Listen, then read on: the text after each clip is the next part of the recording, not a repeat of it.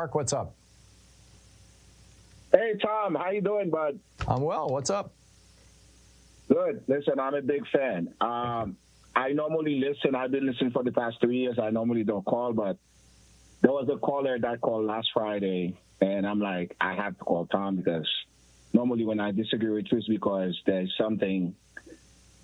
information you don't have that you give as much of information.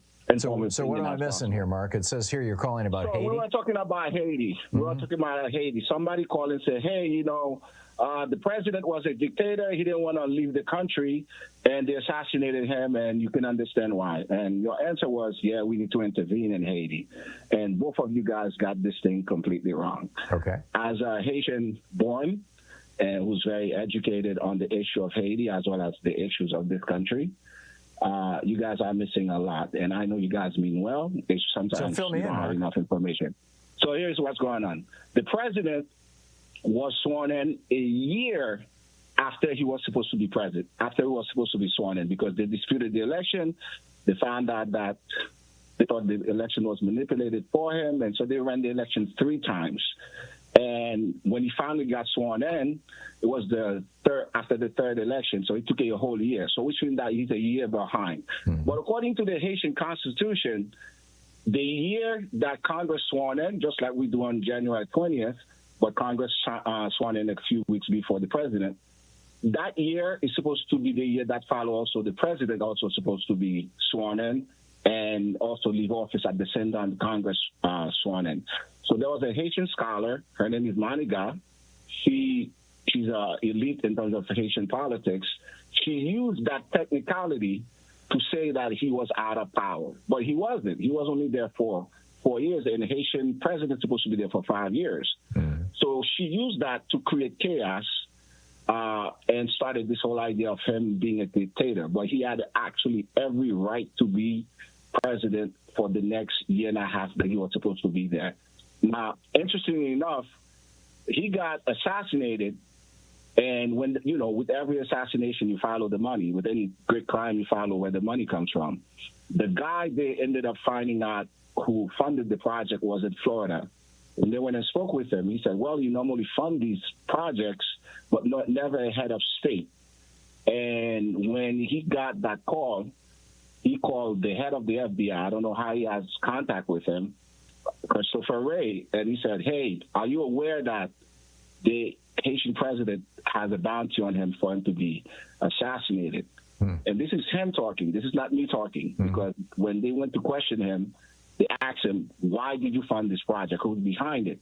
And he gave the names, and since then, nothing has happened to him. And Christopher Wray said, he's aware of it, let it happen. So the assassination of that Haitian president came from the U.S. itself. I don't know how high it goes, if it came from all the way up to Blinken or Biden, but this is something that's been going on in Haitian politics from 1915 to 34. It's been going on since 1800. When the U.S. intervened in the Haitian Revolution. Exactly, under false pretense. Yeah. What they did when they came in 1915 to 34, 19 years of occupation, they stole everything out of Haiti. The banks, Citibank, who is now the biggest bank that it is, was the bank that was the receivership of all the assets, gold, everything.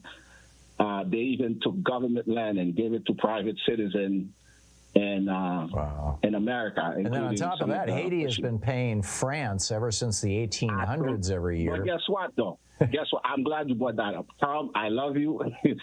I wish you and I can speak a lot about these issues because I know some things you just don't know, and I want to fill you in. France, you always say France is U.S. oldest ally. That's actually false. Haiti, before it was a country, has always been the U.S. first ally. Because remember, Napoleon was opposite of what the 13 colonies wanted to do. Haitians, which Bob Marley wrote a song called Buffalo Soldiers, Dreadlocks, Rastas. If you read the lyrics, what he's saying is paying homage to Haitian people, the free men, the free black men. Before we were a nation, we came and fought for America because we like the idea of freedom, because we were fighting for our own freedom. Our struggle then began in 1804 when we became a nation. It started a long time ago. No, I get it, Mark. We came out and Mark, I'm running out of time here. I'm curious what your prescription is for how the United States should react to what's going on in Haiti right now. Here's my prescription, Tom, and I'm going to call you as much as I can later on to kind of enlighten these issues. My prescription is the last thing Haiti needs is a U.S. intervention or any Western intervention. Just as we were able to govern ourselves before the intervention started, we're able to do it again. The biggest thing I think the U.S. needs to do is stay out of the politics of Haiti, because when they come in, they pillage, they create chaos. But aren't people being like murdered in the streets right now? And absolutely. And you know who's doing it? Hey, we don't produce guns. Those guns came from Florida, and the U.S. government is aware of it.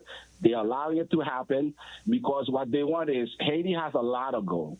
And we've been told that we are one of the poorest countries. Not true. It is, again, propaganda. Haiti has a lot of gold, both sides, like so many resources. We have something called iridium, which allows us to go to space, but all of these things need to be mined. That's what wars are fighting. These wars that are fighting. So you're saying that the United States is facilitating the violence in Haiti in order to ultimately steal its natural resources? Absolutely. And I have proof. I don't have enough time on the call because I know everything's timely. Yeah. And you could look these things up. It's something they've done in the past, which they did in 1915. They did in 2004 under Aristide, when they gave Aristide the coup d'etat. Twice they gave him the coup d'etat. And they create chaos.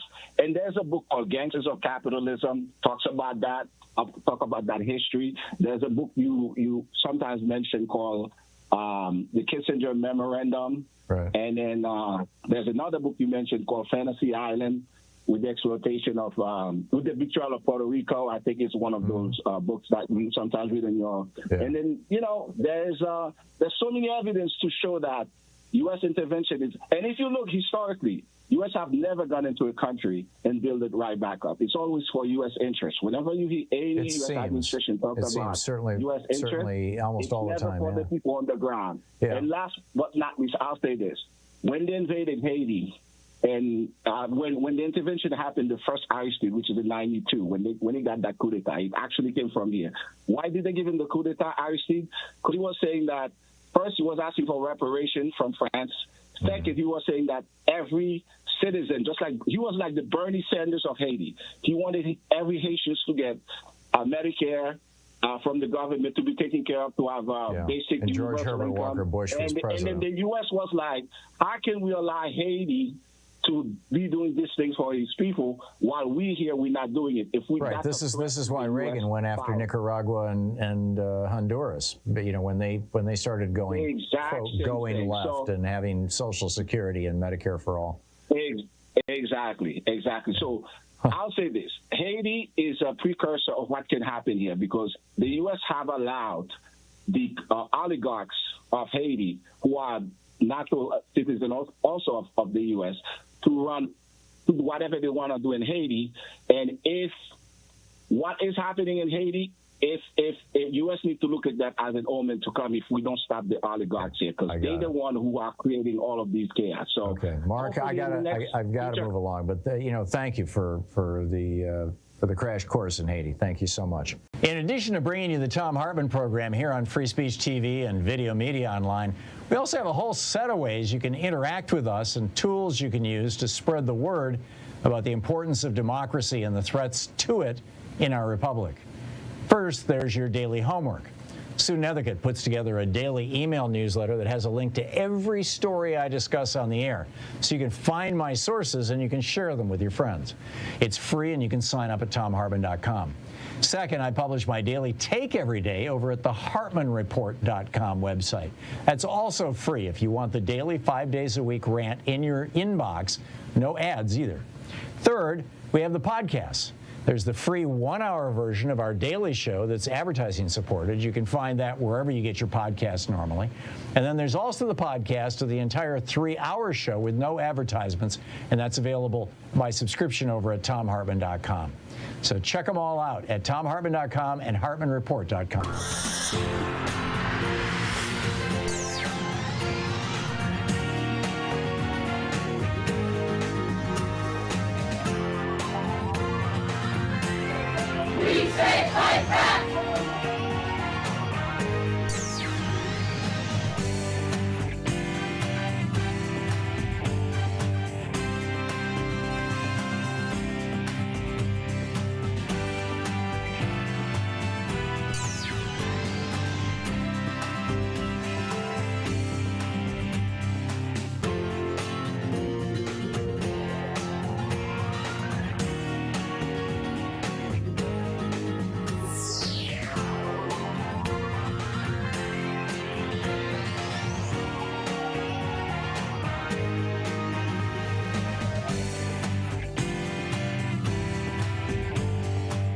Our book today in the Thom Hartmann Book Club is Criminology on Trump by Greg Barak. This is from the introduction.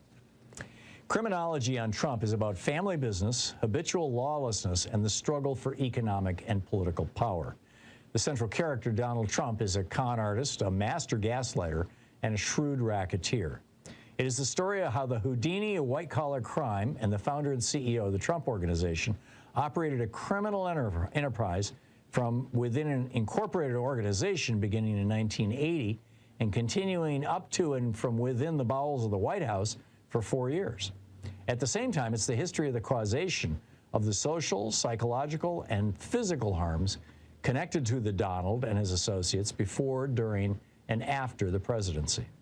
This book is also an account of the activities that Donald Trump pursued in order to obtain the power of Commander-in-Chief of the United States, what he then did with that power of the bully pulpit once he achieved it, and finally the lengths to which he would go to keep from losing that power. Lastly, this is the story of what many elected and appointed politicos did or did not do to acquire or to forfeit their individual shares of Trumpian power. This overall analysis of the underside of the rule of law begs the question, had the Donald not become the 45th president of the United States, would he, his children, or the Trump Organization have found themselves formal defendants and legal adversaries of the people of the state of New York? My answer unequivocally would have been no way. As of January 6, 2022, the question remains open as to whether Donald Trump, as the former president, or any of his family members will ever be indicted and prosecuted for criminal tax fraud and the other felonies, along with the Trump Organization, Inc., and its CFO, Alan Weisselberg. From the point of view of newsmaking, lawlessness, and equal justice, much of the popular discourse surrounding Trump has to do with competing narratives. The most reverberating of these has been the dueling apocalyptic narratives traversing both old and new media platforms alike. One narrative has to do with witch hunts, hoaxes, fake news, global elites, and the deep state engaging in a myriad of underworld and otherworld conspiracies to bring down Trump. The other narrative has to do with saving the U.S. democracy from authoritarianism, recovering law and order from the damage, chaos, and trauma of Trump, and restoring American normalcy without all of that political insanity. While these two narratives capture the cultural conflict, the diverse groups of people at work here and the rival social movements of incompatible interests, desires, and visions, neither speaks to the fundamental structural conditions that generate the divisiveness between these two narratives. Without ever addressing these structural relationships, the two sides will remain at loggerheads for some time to come. The medium is always, as always, is still the message. And so far in the 21st century, social media is the medium. At the same time, the weaponizing of racism, misogyny, hate, fear, intimidation, and violence vis-a-vis social media is neither new nor unique to the United States. These socio-cultural expressions of the contradictions of patriarchy, neocolonialism, and capitalism have been around since the nation's inception. Today's Proud Boys are the contemporary versions of New England churchmen in the 1700s, the Klan riders of the 1800s, or the fervent followers of Joseph McCarthy in the 1950s. Likewise, the anti-critical race theory politicians of today that do the bidding for white minority rule and racial discrimination are very much the same as John C. Calhoun fronting for the rich plantation owners during the antebellum South. The primary differences between the not-so-distant past of the last 75 years and the present have to do with the disbursements of the accumulation of capital. From post-World War II until around 1974, the United States experienced close to 3 decades of unparalleled upward social mobility, as well as a rapidly expanding middle class. However, since the mid-1970s to 2022, there's been a steady increase in economic inequality, a shrinking middle class, and downward social mobility for many. Thus, the contemporary bipartisan erosion of the liberal capitalist consensus in the United States is not the primary cause of our present democratic crisis, but it is rather symptomatic of a much broader problem that neither the Republicans, as a whole, nor most of the Democrats are willing to accept. The book, continuing. I'm referring to the inability of our bourgeois democratic system to resolve the contradictions of a political economy that promises the American dream to one and all and yet caters to the richest 1% and provides suitably for the upper 10%. In other words, our country's present-day conflicts over identity politics, government failures, neoliberal policies, right-wing intransigencies, and climate change not only predate Donald Trump and Trumpism, but they are all fundamentally driven by the unrelenting and expanding political economy of structural inequality. What makes this Trump book different from the others is that it is the only one grounded in the scientific study of crime and social control. Criminology focuses on the pathology of harmful acts and the cultural construction of both crime and punishment. The book is Criminology on Trump by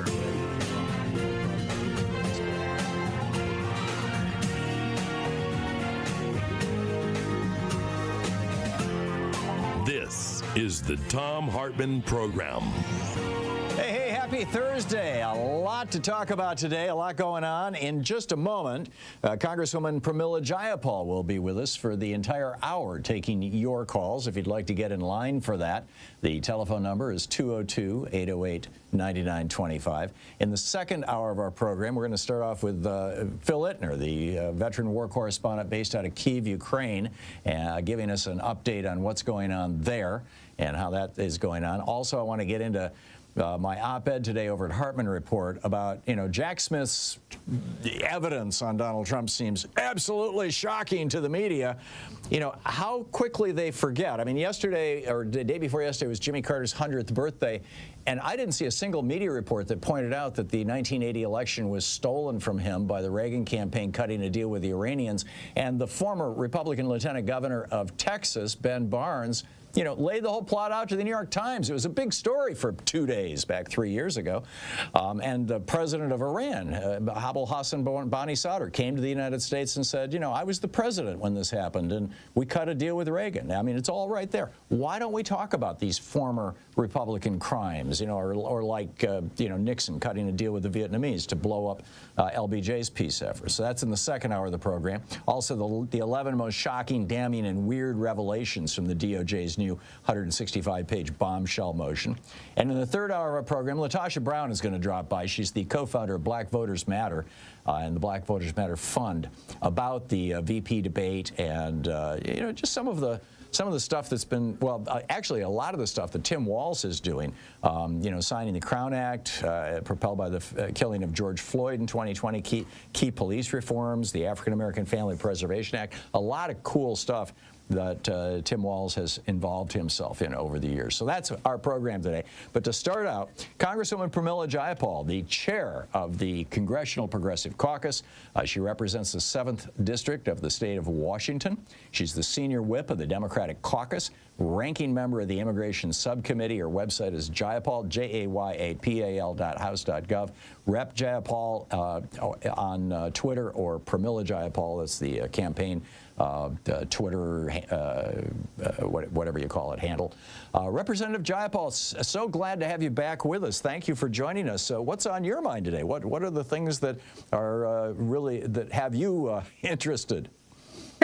Well, all the things you mentioned, Tom, it's always good to be with you. We've got an election coming up in very, very few number of days, but enough days to have a lot of mischief caused. Obviously, the regional war and the escalation in the Middle East, I'm thinking a lot about. And then, we have the Jack Smith report, as you mentioned, and I am on the Judiciary Committee. I sat through that first impeachment trial of Donald Trump, and continue to watch, J.D. Vance essentially endorse the idea that the election was stolen because he refused to say anything that would anger Donald Trump. And so all of those things are front and center, but so are, a lot of we have a machinist strike happening. I was on the picket line yesterday with the machinists. And there's, it seems like a never-ending set of things to talk about. So very happy to be with you. That's great. The Machinists Union is what gave my dad his entree into the middle class. We went from being very poor to being middle class when Dad in 1957 got a job at a tool and die shop and joined that union. It was a big deal. So it's a big good deal. on you. Which raises another question. I'm curious if you know anything about this. I'm getting mixed messages, and I've not, frankly, had I have a new book out, and I've just been doing book tour stuff, and I have not had the time. Thank you. Yeah. Have not had the time to sit down and really do a deep dive on this. But I've had several people calling the program yesterday, saying that the guy who is the head of the Longshoremen's Union on the East Coast is a big Trump guy who's been down at Mar-a-Lago in the last couple of weeks, or at least recently, and has apparently said, or people around him have said, that they want to bring the country to its knees in order to help Trump. Do you know anything about that? Is there any truth to that? It sounds kind of sketchy to me. Yeah, I also have not followed that at all. I'm very close to our Longshore ILWU folks here in Seattle, and we do a lot of work with the port, obviously, and with the longshoremen here. I haven't heard that, Tom. I'm going to have to go look into it. Yeah. Okay. Thank you. Yeah. If it's true, it's concerning. If it's not, then I want to bat it down, right away, because it's persistent. It keeps popping up here. I did see that the vice president came out with a statement supporting the workers, yes, the longshore workers on the East Coast. We all absolutely want to support the workers, but we also would like the strike to be resolved, in an appropriate fashion, as long as it's not, being done for any political purpose. And usually strikes are not. I mean, usually unions are kind of, well, I mean, they're political, but I'm blithering here. Okay, so you ready to pick up some phone calls, or is there anything else you want? Yep, I'm ready. All right, let's do it. Alan in Seattle, listening on KBCS. You are on the air with Representative Jayapal. I believe you're representative. That is correct. She is my representative. And I would like to ask, because I get lots of surveys from the Democratic Party and the House of Representatives, what is the progressive agenda when we retake the House? I would put at the top of the list, reintroducing the John Lewis Voting Rights Act. Yep, exactly, Alan. And you can go to U.S. Progressive's website. That's the CPC, the Congressional Progressive Caucus website, and you'll see our day one agenda for 2025. And you are absolutely right. We want to prioritize what we call structural changes along with economic policies. So the structural changes include the John Lewis Voting Rights Act, codifying abortion rights, getting money out of politics, the For the People Act, and also, I think we believe we need to eliminate the filibuster to do all those things. I would add immigration reform into that, because you see how these Republicans will never do anything to actually fix a system that is 30 years old and desperately needs resources and modernization. On top of that, we have an economic agenda that we want to pursue, some of which was in the Build Back Better bill that we passed through the House, thanks to the Progressive Caucus. That includes big investments in housing. The Vice President has already spoken about that as a priority for her. It includes making childcare universal. It includes the PRO Act. Actually, I think we put the PRO Act into the structural reforms to strengthen union organizing, raising the minimum wage, and a number of other things. So check out that agenda on our website. You'll see that we introduced it, I guess it was about 6 months ago. It's been endorsed by all the major organizations that are out there, including unions, including Indivisible, Move On, and others. That's great. Ron in Champaign, Illinois, you're on the air with Representative Jayapal. Hello, Representative Jayapal. Thank you for taking my call. Hey, Ron. Good morning. Hey, I just heard you talking about codifying Roe. And I have a question I haven't heard anybody say. There's been a lot of attacks on our wall of separation between church and state. Do we need a law to codify the wall?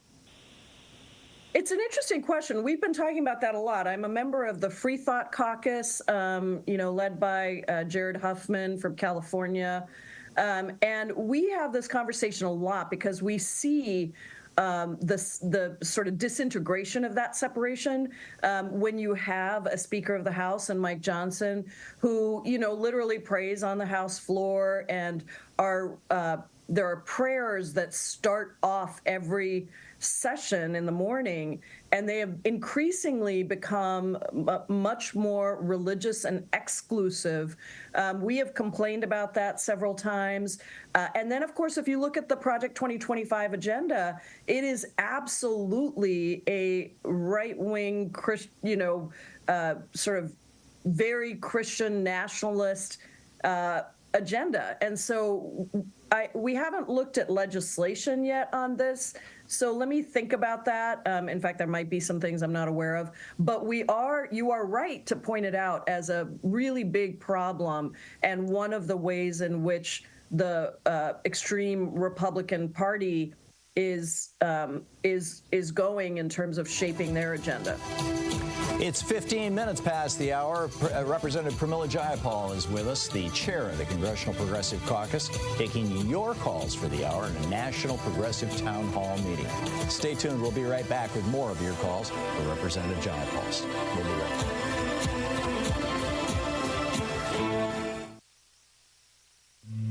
This is the Thom Hartmann Program. It's a National Progressive Town Hall meeting with the chair of the Congressional Progressive Caucus, Representative Pramila Jayapal of Washington. Stay with us.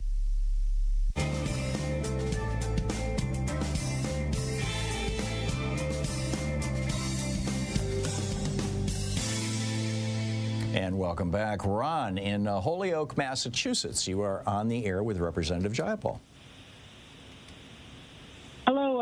Hello, Tom. Hello, Representative Jayapal. My question relates to the upcoming presidential election, and relates to the war, to the ongoing war, because we're coming out upon a year of this. And I have a lot of Lebanese friends, and they're pretty much freaking out right now, and And we're pretty much seeing like we can't. It's becoming impossible to say how to support Kamala Harris when her stated positions hasn't shifted. Especially when it comes, like, we're worried about. Especially I'm worried about Michigan because the margins are so slim there, based on the latest polling, and if people don't show up, like I get the feeling that from speaking to other people in the Democratic community and hearing from the way the leadership speaks, it's like they're taking the votes for granted, or they're calculating that they're going to get enough votes from the other side, from a different area. So I got it. Thank you. So what, Representative? Well, look, I think that this is, a really, really tough issue. As you know, I've come out very strongly for a ceasefire, for believing it's also the only way that we will ever get all the hostages back or secure any kind of a long-term peace for Israel and Palestine. And I think that it was a big opening when the vice president became our nominee, because she has been more empathetic. However, it is also a challenging situation because she's not the president. She's the vice president. She can't make a big break from President Biden. And President Biden, and I've had individual conversations with the president and with the vice president on this issue, always our fear has been that this war is going to escalate. Barbara Lee and I just put out a statement when we heard about the initial things that were happening in Lebanon, and called for de-escalation, called for us to do everything we can and use all the leverage we have, including our relationships, our military funding, all of those things, to try and de-escalate and bring us to that ceasefire that the president mentioned, but that Israel has rejected. And so I think this is a very difficult situation in terms of the election, because you're right. I've been very close to the uncommitted leaders. I've been talking to them regularly. I think they're doing everything they can to try and navigate what is a difficult situation. I would just say that I think that we have to think about this as, unfortunately, as a longer-term organizing project. both in terms of the Middle East and regional tensions there, and establishing a true Palestinian and Israeli state side by side. But I also think it's about how the United States sees war and sees military interventions and sees diplomacy. And again and again, we need a better and stronger and more articulated progressive foreign policy vision. I'm working on that now because I feel like we are increasingly moving towards war and military intervention as our first line, and it shouldn't be. And hopefully this doesn't end up the way Hubert Humphrey did. I hear some echoes. Yeah. It's a big concern. We'll be right back. It's 20 minutes past the hour. We'll be back in 60 seconds. Stay with us.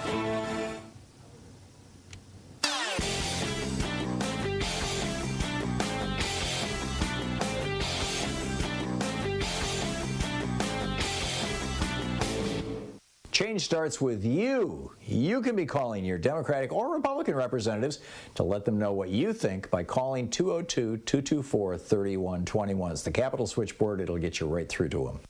They called it blood libel, what the Germans were doing against the Jews, claiming that they were using the blood of Christian children to make their matzah. We've got a new blood libel now here in the United States. J.D. Vance and Donald Trump lying through their teeth, arguing that black Haitian immigrants to the United States, legal immigrants with green cards in this little town in Ohio, are eating pets. This is another libel that goes way back. In the 1890s, people were claiming German and Dutch immigrants were eating pets. Then they claimed in the 1880s, and actually as recently as last year, a restaurant got shut down in California because of claims that they were serving pets. They weren't. But it was an Asian restaurant. This is just evil stuff, these lies and spreading this kind of hate. And this is now the strategy that the Republicans are using. There's a whole article about it at HartmannReport.com. Hate as a political weapon. Check it out.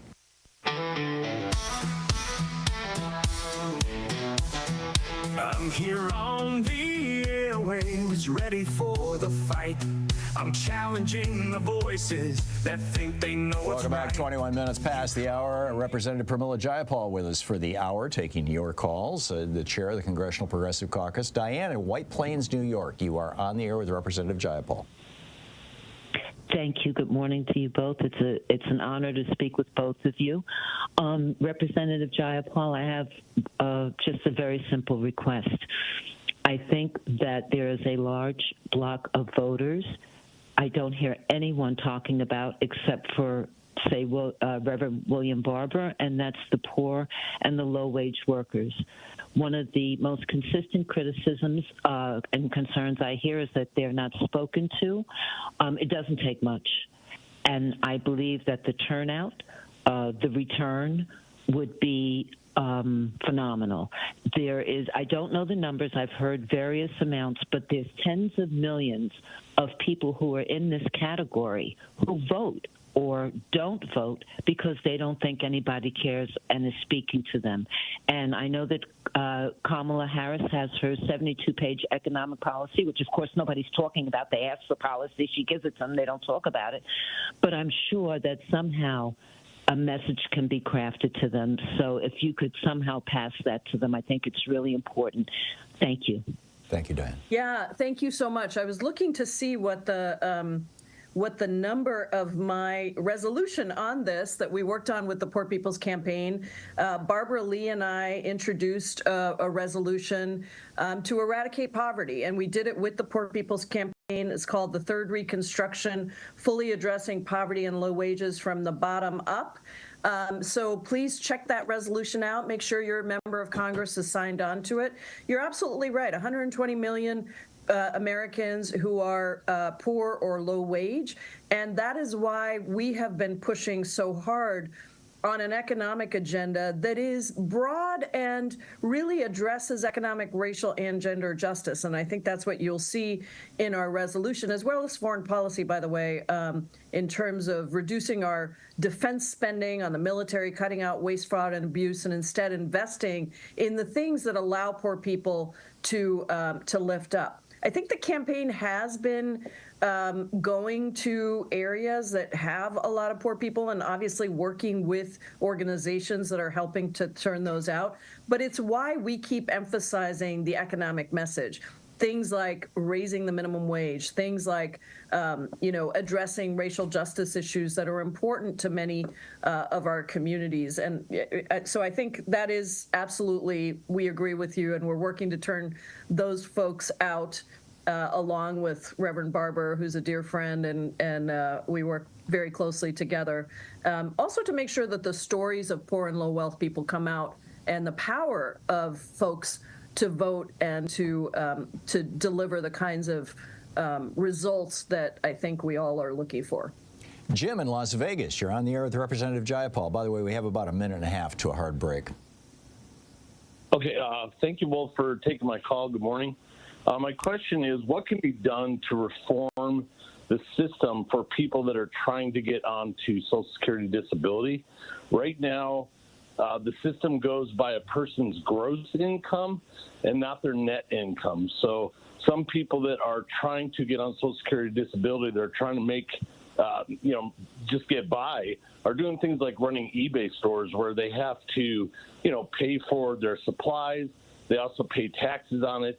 And yet the government goes by everything that they make. Yeah, Jim, check out Social Security 2100. It's a bill that we introduced in Congress that really reforms the entire Social Security system and includes in that disabilities reforms like what you're talking about. Also makes sure that we're keeping up with inflation. It has it extends the cap. It doesn't completely scrap the cap on Social Security taxes, but it extends it substantially so the wealthiest start to pay their fair share into Social Security. So check that out. We got something like 217 co-sponsors last session. We were unable to bring it to the floor, but we've put it on our priority list for this next session if we're able to get control of the House back. Would that include lifting the cap on the Social Security tax that billionaires pay? Exactly. It lifts it, but it doesn't eliminate it. So, I had originally been for eliminating it. We didn't go quite that far to get everybody on board, but it does lift it. That's a great start. Yep. Representative Pramila Jayapal is with us, the chair of the Congressional Progressive Caucus, and also, of course, brilliantly representing the 7th District of Washington State in the U.S. House of Representatives. We'll be back in about 5 minutes on the other side of this break here at the bottom of the hour with more of your calls for Representative Pramila Jayapal in our National Progressive Town Hall meeting. Stay tuned. You're listening to the Thom Hartmann Program. Call 202-808-9925. You can find our website at jayapal.house.gov, Jayapal, and Rep Jayapal on Twitter.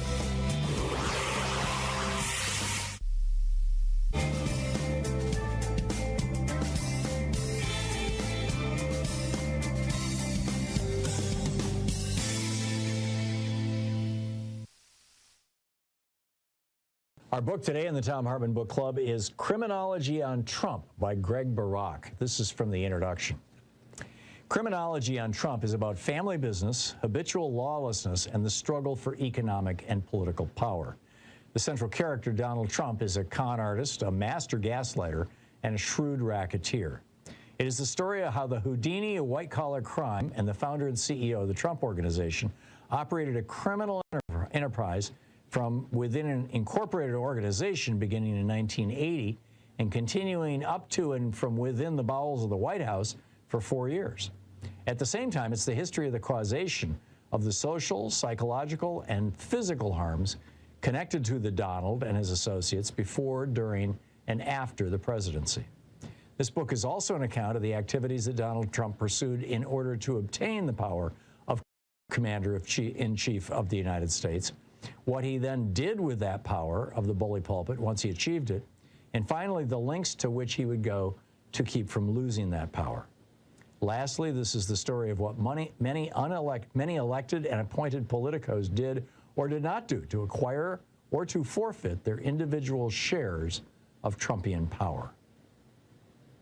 This overall analysis of the underside of the rule of law begs the question, had the Donald not become the 45th president of the United States, would he, his children, or the Trump Organization have found themselves formal defendants and legal adversaries of the people of the state of New York? The answer unequivocally would have been no way.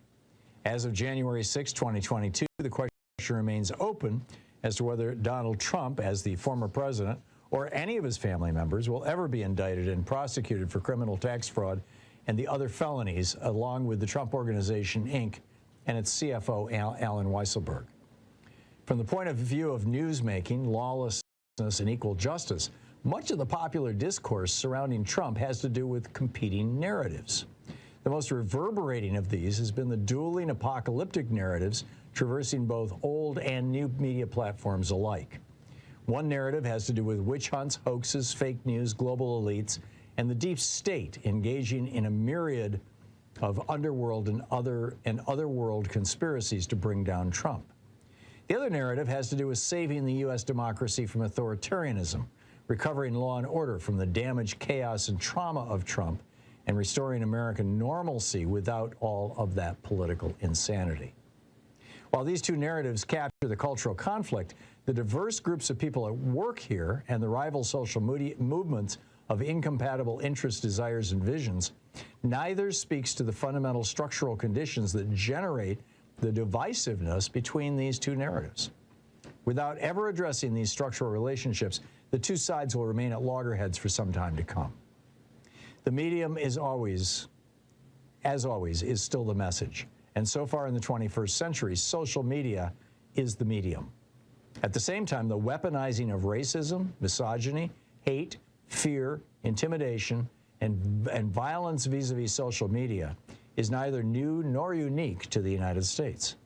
These socio-cultural expressions of the contradictions of patriarchy, neocolonialism, and capitalism have been around since the nation's inception. Today's Proud Boys are the contemporary versions of New England churchmen in the 1700s, the Klan riders of the 1800s, or the fervent followers of Joseph McCarthy in the 1950s. Likewise, the anti-critical race theory politicians of today that do the bidding for white minority rule and racial discrimination are very much the same as John C. Calhoun fronting for the rich plantation owners during the antebellum South. The primary differences between the not-so-distant past of the last 75 years and the present have to do with the disbursements of the accumulation of capital. From post-World War II until around 1974, the United States experienced close to 3 decades of unparalleled upward social mobility, as well as a rapidly expanding middle class. However, since the mid-1970s to 2022, there's been a steady increase in economic inequality, a shrinking middle class, and downward social mobility for many. Thus, the contemporary bipartisan erosion of the liberal capitalist consensus in the United States is not the primary cause of our present democratic crisis, but it is rather symptomatic of a much broader problem that neither the Republicans, as a whole, nor most of the Democrats are willing to accept. The book, continuing, I'm referring to the inability of our bourgeois democratic system to resolve the contradictions of a political economy that promises the American dream to one and all and yet caters to the richest 1% and provides suitably for the upper 10%.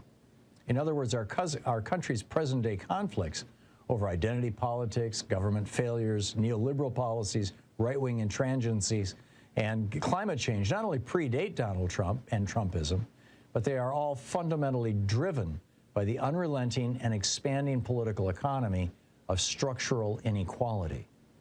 What makes this Trump book different from the others is that it is the only one grounded in the scientific study of crime and social control.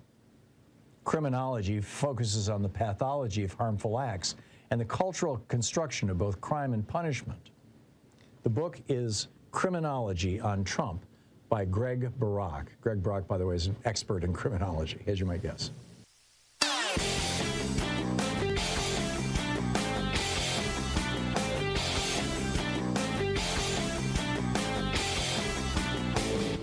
Did you know that every weekday we send out an email before the show giving you all the topics coming up so you can be fully informed and ready to interact with our program, or that after the show we send out Sue's stack, a list of every topic I've discussed along with clickable hot links to every source of information I've shared with you on the air. It's all completely free and available over at tom.tv, THOM.tv. Check it out. From the sunrise on the eastern shore to the sunset where the oceans roar, America's beauty vast and wide. Welcome back. 34 minutes past the hour. Representative Pramila Jayapal, chair of the Congressional Progressive Caucus, is with us for the hour, taking your calls. And Sean in Britain, South Dakota, you are on the air with Representative Jayapal. Hello, Representative Jayapal. It's a pleasure to speak with you. Hi, Sean. Great to hear you. Thank you. I'm wondering, this may not be your area of expertise, I'm not sure, but I'm very concerned about the Supreme Court, and I'm wondering if there are plans to overhaul it, to come up with a code of behaviors and what they are and are not allowed to change within the Constitution, such as giving a president immunity, for God's sake. And can those things be codified? What can we do to fix this?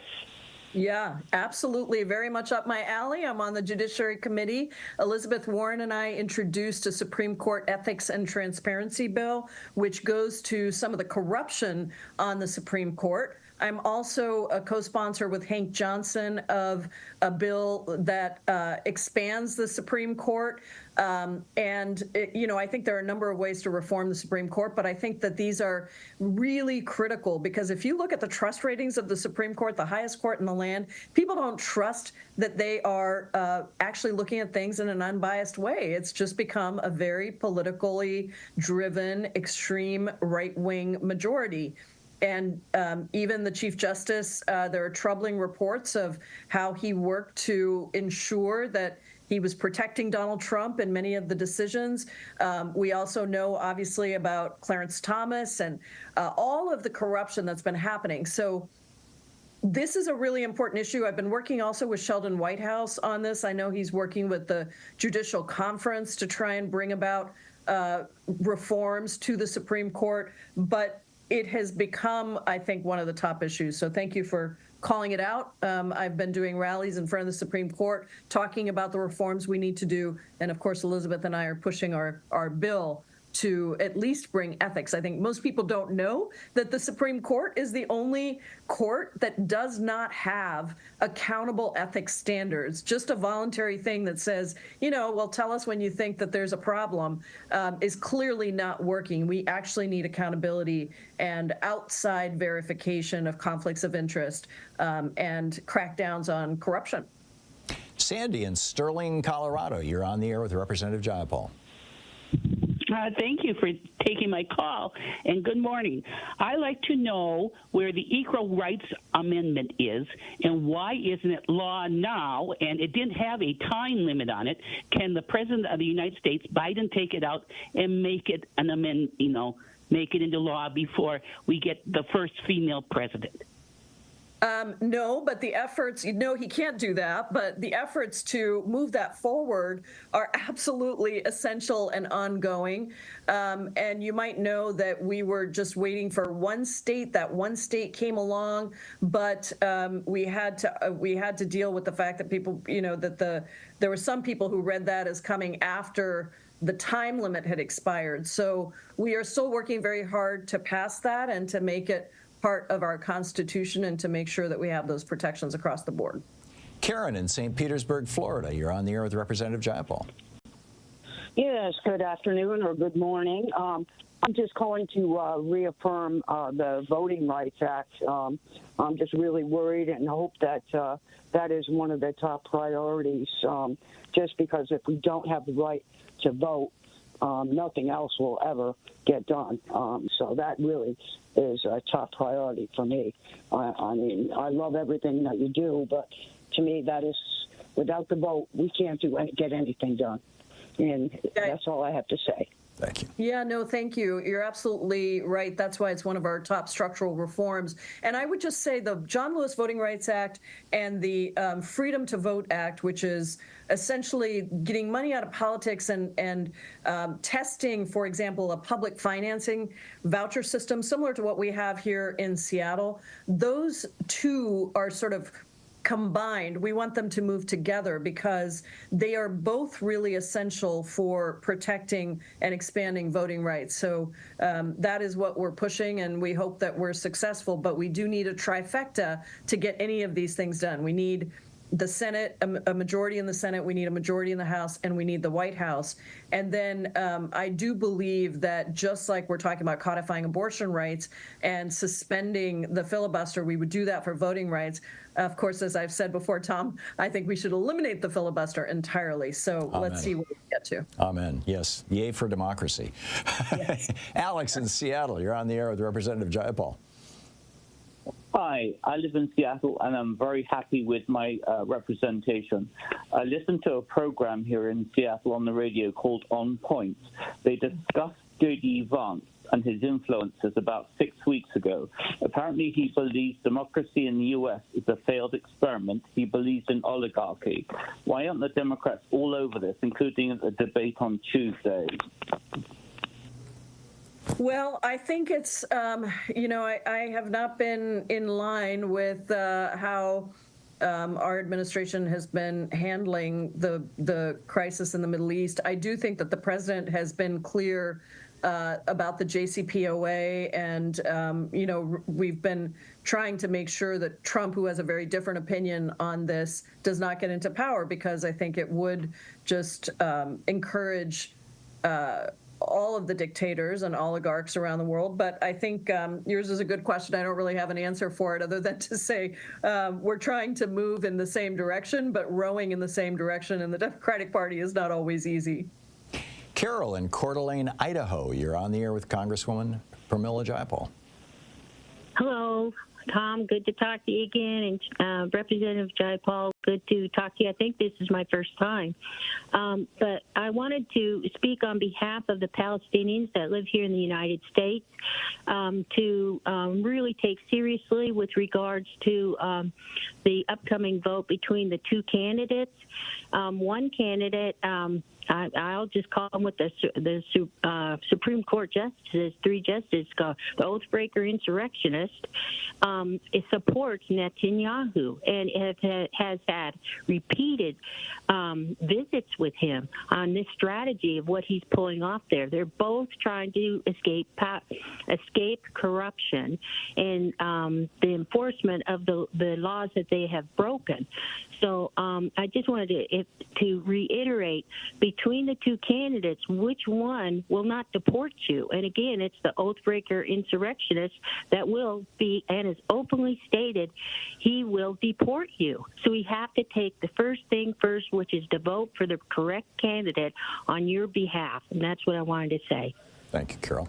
Yeah, thanks, Carol. I think obviously I agree with you. I'm supporting the Harris-Walz campaign. I'm going all over the country, including to places like Michigan that have big numbers of Palestinian, Arab American voters, and we're working to talk to people about the choice in front. And I think we have to do it with a lot of respect, because for a lot of people, they have lost family members in Gaza, and they really see this through very, very personal eyes. And so I don't want to minimize in any way those feelings. I do think, as an organizer, because that's what I am, I was for 15 years before coming to Congress, and I still am, we have to think about, where do we have the most opportunity to organize? How do we create the conditions that are most conducive to getting and advocating for the policies that we want? And I think that is the argument you're making. That is the argument that I have made, that Donald Trump will absolutely, there is no way we can advocate for any positive policy in the direction that we're pushing for Palestinians and in the Middle East. He will he is absolutely in cahoots with Benjamin Netanyahu, and Netanyahu is doing all he can to stay in power himself. He has no interest in a ceasefire. He has no interest in listening to the United States, despite the fact that we are one of his biggest military funders. That's why I've urged us to use our military leverage and to stop, temporarily suspend offensive assistance to Israel unless he actually agrees to a ceasefire and that he agrees to abide by our domestic Leahy laws. All of that said, I think this is a difficult time for many people, and I think we have to continue to make the case that Donald Trump takes us nowhere. Kamala Harris continues the opportunity for us to organize. I wish it were quicker. I wish we could say it's happening right now, but we do need to make sure that Donald Trump does not get back into office. It is just about 45 minutes past the hour. We'll be back in just a moment with more of your questions for Congresswoman Pramila Jayapal, the chair of the Congressional Progressive Caucus and representing the 7th District of Washington, the U.S. House of Representatives. Stay tuned. You're listening to Thom Hartmann. Visit ThomHartmann.com for audio and video archives. Jayapal.house.gov, the website, Rep Jayapal on Twitter. Check it out. We'll be right back.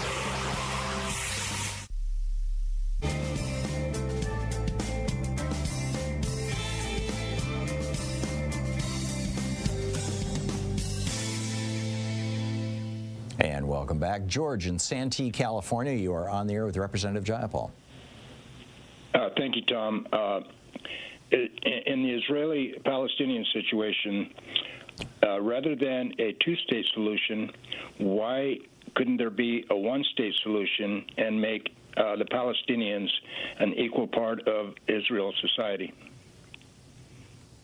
I think that there's a lot of discussion about what the day after should look like, what peace looks like. And I think that there are some differing opinions on this, in part because a two-state solution seems so unreachable, even from where we were 6 years ago. If you look at the settlements in the West Bank, the expansion of settler violence in the West Bank, and the lack of ability to kind of see clearly how we would draw the lines in a way that was fair, I think there are a lot of discussions about what that should look like. But the ultimate thing we have to do is actually get to a place where there is negotiation for what that looks like. And that doesn't happen unless we have an end to the war in Gaza, unless we de-escalate regional tensions, and unless we bring all people to the table. So I think those are good questions for when we get there, but we're far, unfortunately, from that solution right now. Karen in Los Angeles, you're on the air with Representative Jayapal. Hi, good morning, Representative. I should say, you and Governor Inslee and Thom Hartmann, you are a Pacific Northwest powerhouse. Thank you so much for what you do. Thank you, Karen. Actually, the main reason I was calling was about public financing of campaigns, because that seems to have entirely dropped off the national conversation. So I'm so thrilled, and I was trying to jot down the name of the bill you were putting forward. Yeah, it's called the For the People Act. Yeah. For the people? Thank you. Yeah. Because if we can't get the cash out of campaigning, we're like on a landslide to fascism. And so if we can't even it out and take that out entirely with some real teeth in it, I just fear for where we're headed. I don't think there's any stopping it if we can't actually get the money out of politics. I'm so grateful. Thank you, Karen. Yeah, no, thank you, Karen. Check it out. Combined with the John Lewis Voting Rights Act, it's called the Freedom to Vote Act. We kind of put them together. But the For the People Act has all the pieces in there. Here's the thing. I think, not only does public financing get a lot of this get this money out of politics, all the IE spending, the independent PAC spending, completely not transparent, but also because it allows people to even the playing field, it brings in a much more diverse group of candidates, right? So people who are not wealthy or don't have access to wealthy donors can consider running.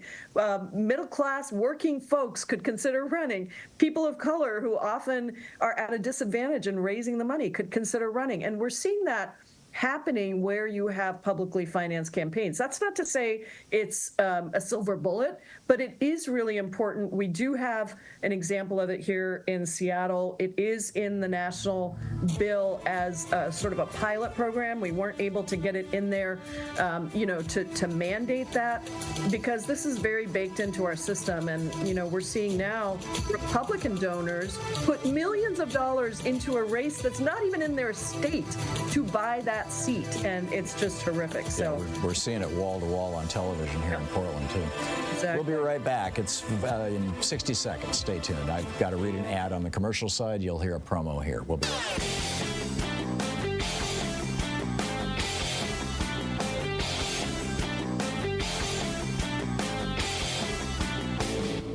Hey, thanks so much for sharing our program and for reaching out to our stations and sponsors and letting them know that you're listening. It really means a lot to us. Everybody's all excited about how Kamala Harris and Tim Walz are doing so well in the polls, and there's so much energy around the Democratic candidacy, and that's great. And we need to keep that up. And Trump seems to be going down in flames, the fat Elvis phase of his life or his career.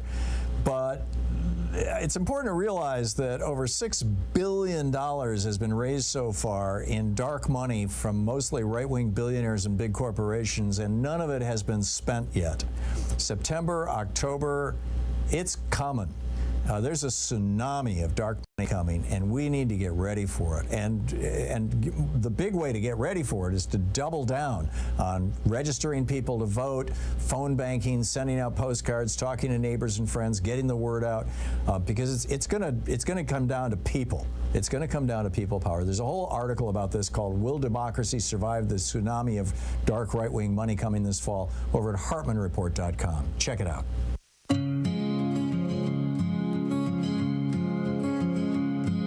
It starts with a whisper, it starts with a call. One voice rising can speak for us all. When we stand together, there's nothing we can't do. The strength of a union begins with you. From the factory floors to the office walls. It is 9 minutes before the hour. Representative Pramila Jayapal taking your calls for the hour. Lance in San Juan, Puerto Rico. You are on the air with Representative Jayapal. Well, thank you very much. This is the first time I've called any radio show since 1990s. Well, thank you, Lance. This is about J.D. Vance and how, the composers and the backers of Project 2025 know Donald is mentally unstable, but he will get votes. Vance could never win an election for presidency, but he could become commander-in-chief by coming in the back door. And a vote for Vance is a vote for the president, him being president of the United States, because Trump will not survive 4 years at the rate he is deteriorating. So your question, he would be Lance. sworn in as president. Yeah, no, and I'm saying, how do we get this message to people that they are voting for Vance and not for Trump? Great question. Thank you. Yeah, no, thanks, Lance. And hey, if you're going to call into one show in decades, this is the show to call into. Bless you. So this is the thing about Vance is he's not likable, even though people felt like he, he just lied his way through the vice presidential debate. People actually, it was mixed in terms of who people thought won. Most people said it was a draw. But the people who said that Vance did better on the questions and the answers actually also said they didn't like him. So that is, I think, very helpful to us. The name of the game is we got to defeat Trump. Vance is his running mate. You're right. All kinds of things could happen if Vance becomes president, but all kinds of things will happen if Donald Trump becomes president. And I think the team together and making sure that people translate their dislike of Vance into a no vote for Trump is a little more complicated, but certainly important. And I think we've been trying to emphasize that with his ridiculous, comments, dangerous comments on Springfield, on childless cat ladies, on abortion. The guy will just say and do whatever is appropriate for that moment. And right now he's Donald Trump's guy, so he's just going to say and do whatever Donald Trump wants. Arthur in Seattle, you're on the air with Representative Jayapal. Hey, I think I'm your district again. I used to live in Ballard. I'm in North Lake City Wade shoreline. You're my representative, right? Yes, I am. Yes, I am. Hoping I get your vote. Okay. I'm gonna color it in very well. I'm so glad. This will be the 4th time I got to vote for you. That's pretty much it. So you just wanted to say thanks to her for representing you. Okay. Oh yeah. Oh yeah. Thank you, Arthur. Kevin in Bellingham, Washington. You're on the air with Representative Jayapal. Hey, hi. I'm a first-time caller, long-time listener. Thank you. And my concern, my wife was actually working as a teacher on an online school at academy, and what's going on there is really bad. They are just bringing in students like crazy, collecting money for them. They're really paying the teachers poorly, lousy benefits, and loading them up with work to the point where they just end up quitting. But then there's this new whole pool of graduates that are ready to go in and step into their spot. But it's really undercutting. So your question for Representative Jayapal, Kevin? So my question is are you aware of this, and is there something being done about it? Thank you. Yeah, absolutely. I don't know if this is a for-profit college. It sounds like it may be a for-profit online institution. I've been doing a lot of work to crack down on those for-profit colleges. I'm on the Education and Labor Committee. I have bills that address this, and we fought very hard for some of the for-profit colleges that shut down to be able to get reimbursements for the students who really got screwed every time those colleges were taken over and then merged, and then essentially they were out of luck. So we have been very aware of this, and we've been working on it. And we've also been working with the FTC and the Consumer Protection Financial Bureau to also crack down on a lot of the practices of those for-profit and online colleges. Carol in Chicago. Carol, we have only 1 minute left. You got a very quick question for Representative Jayapal? Yes, I do. My question, hello, Congresswoman, but I'm calling in reference to Social Security. I do not hear enough talk about Project 2025 and Social Security, about them being able to increase the age limitation. I'm eligible next year, and I'm concerned about it. I just don't hear enough. So what's up with Social Security? Social Security. Thank you, Carol. Thank you, Carol. I was just at a senior center yesterday talking about Project 2025 and raising, one of the things they would do is raise the age on Social Security. They would also cut benefits dramatically on Social Security. And so it is a huge problem. We have been elevating it in our Stop Project 2025 task force. And we've also raised to the Harris-Walz campaign that it's important to talk about the distinctions on Social Security. In fact, I suggested that they do a series of town halls with seniors on Social Security and Medicare, and the contrast in what Democrats want to do to expand those programs and what Trump wants to do to cut those programs. Great. Representative Jayapal, thanks so much for dropping by. It's always wonderful having you on the program. We really appreciate it. Thank you so much, Tom. I always love being on your show. Thank you. Have a great day. Bye. We'll be back on the other side of this break with a report live from Kyiv, Ukraine, so stay tuned.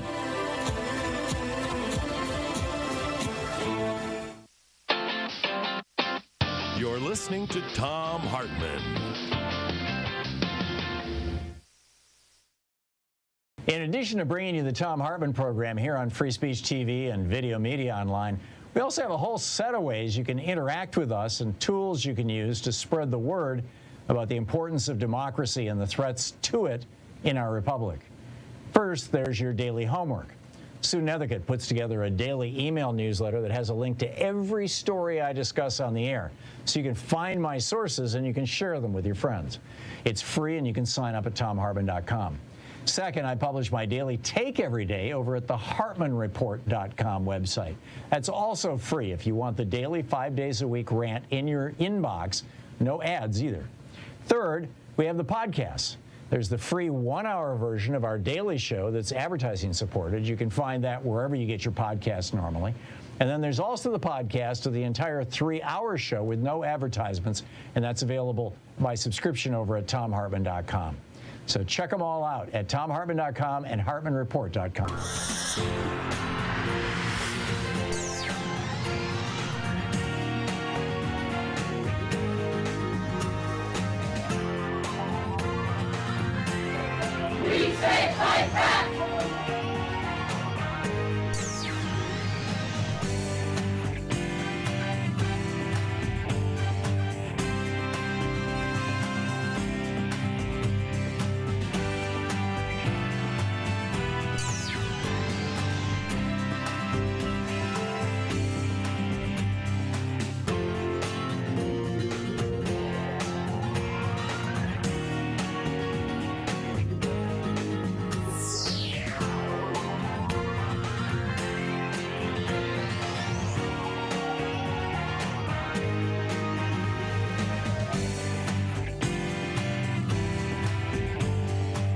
Our book today in the Thom Hartmann Book Club is The Hidden History of American Healthcare: Why Sickness Bankrupts You and Makes Others Insanely Rich by me. I wrote this book. This is from the introduction, the title, How a Single-Payer Healthcare Systems Help Stop COVID-19. Healthcare systems can be national security systems. Just ask anyone from Taiwan. From January 20th, 2020, the United States, or on January 20, 2020, the United States recorded its first known case of COVID-19 infection. The following day, Taiwan got their first one, too. By the end of April, over 1 million Americans were infected with the virus. But Taiwan had recorded only 388 infections, and their last case of local transmission was on April 12th. A few had arrived on aircraft from other countries. All were contained by quarantine. As of this writing in September 2020, there hadn't been a single new case or a single death in Taiwan since April. The economy never shut down, and as of this writing, was projected to have grown nearly 2% in 2020. Business, restaurants, theaters, and sports events were all open. Life was back to normal, albeit a mask-wearing normal. And it was made possible by their national single-payer healthcare system and their citizens' willingness to do their bit for the collective good. Back in the 1980s, Taiwan was on the edge of moving toward a democracy after a military coup in the 1960s. And about 40% of Taiwanese families did not have health insurance. If somebody in a family got sick, the cost of care often wiped out that family, and demands for reform were loud across the nation. Yue Reinhardt was a German-born healthcare economist married to a Taiwanese woman, and he attended a conference on healthcare in Taipei in 1989. His presentation impressed representatives of the government in attendance, and while he was still in town for the conference, they asked him for his best suggestion for a national healthcare system. He and his wife went back to their hotel and discussed the issue in depth, finally deciding that a single-payer national system would be the most cost-effective, efficient, and comprehensive program possible. He shared his thoughts with the government representatives, and the next day he left Taiwan to go back to Princeton, where he was an economic professor. 6 months later, though, a representative of Taiwan's government called him to say that they were going to take up his suggestion and asked him to help craft their healthcare program.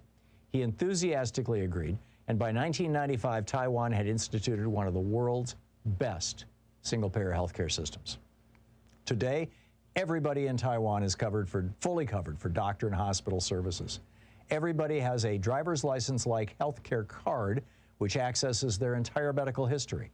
They can book a doctor's appointment on any computer terminal in the country, and the entire cost of the system is a bit more than 6% of Taiwan's GDP. For comparison, in the United States, healthcare consumes 24% of our GDP, because there is no insurance company intermediaries sucking profits off the system in Taiwan. When COVID-19 hit, Taiwan chose not to use the blunt force technique of shutting down their economy and locking people in. Instead, they took on the coronavirus with an aggressive nationwide test and contact trace program tied into the National Health Service database. Every infected person was identified and put into a comfortable quarantine, and every person he or she had come into contact with, even very marginal contacts, were also tested and their contacts traced. By April, just a bit more than 2 months after the first case surfaced, the country had the coronavirus isolated and completely under control. By quarantining inbound visitors to the nation island of 23 million, they were able, as of this writing, to keep it that way. Maintaining public health is one of the most important functions of any nation's healthcare system. Because America's is so fragmented, It's inconceivable that our nation could respond to an epidemic, a pandemic, or another public health disaster with the speed and elegance of Taiwan or any of the world's other nations with single-payer Medicare for all types of systems. It's like Stockholm Syndrome, a friend who's a psychotherapist said, describing the way that Americans have clung for more than 5 generations to a for-profit health insurance system while the rest of the world figured out how to provide health care to all their citizens at a much lower price. People know it and have become familiar with it, she added. They just can't imagine anything else. It's probably the largest con job ever perpetrated on the American people, one that has cost trillions of dollars and millions of lives. It's been going on since the 1940s. If it were a scientific experiment, it would have been shut down by the ethics review panels generations ago. This experiment in providing health care via a for-profit insurance system has led to the deaths of more Americans than we lost in World War II.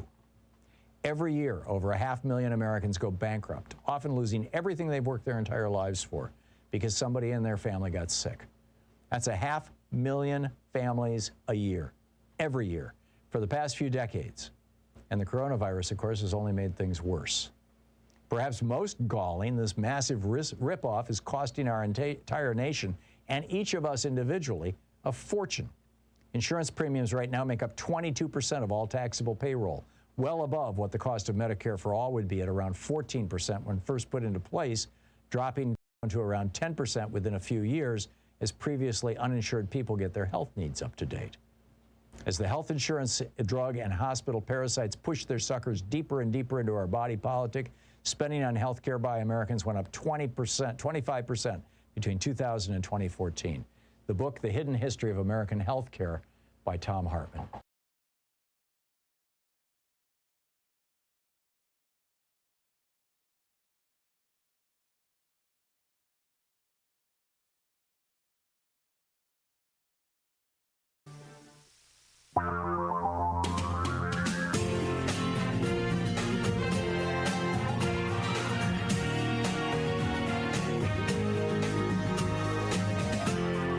This is the Thom Hartmann Program. And welcome back to the second hour of our program. Just a heads up, my new book is out. You can order it now, The Hidden History. It's the last book, the 10th book in the Hidden History series, The Hidden History of the American Dream, the demise of the middle class and how to rescue our future. I'll be doing a book signing at Powell's City of Books here in Portland on Tuesday, October 15th at 7 p.m. So check it out. On the line with us is our old buddy Phil Ittner, the veteran war correspondent based in Kyiv, Ukraine, host of the On the Edge podcast, which if you have not subscribed to yet, you must. It is brilliant. He's also, his website, he also has a blog on video on YouTube. Just plug in Philip Ittner and Ittner Philip over on Twitter. Phil, am I right that you're still doing a video blog, or have you combined that with your podcast? No, it's still on YouTube. It's cool. It's still video. Okay, so what's going on in Ukraine? I mean, I understand Russia dropped the mother of all bombs on Volchansk. Yes. For example, Volchansk. It's a little town of about 14,000 people, most of whom have already evacuated. Of course. It is the largest non-nuclear explosive device in the world. And it's, it's devastating. So awful, as a matter of fact, that it's not only the explosion that will kill you, but rather the vacuum that it creates by the explosion. When the after effect of the explosion happens, it draws in air to fill the vacuum of the explosion. Wow, nuclear bombs do that. That's amazing. Yeah. This thing it's devastatingly huge, and so they hit a town called Volchansk. They're still trying to make advances in Donbass. Sadly, the Ukrainians have had to withdraw from a town they've been fighting for 2 years called Ugledar. They had to give it up, but it took the Russians 2 years to take it, and countless casualties. So even though while the Russians are making success, at this rate, it's going to take them goodness knows how long to really gain any territory. So.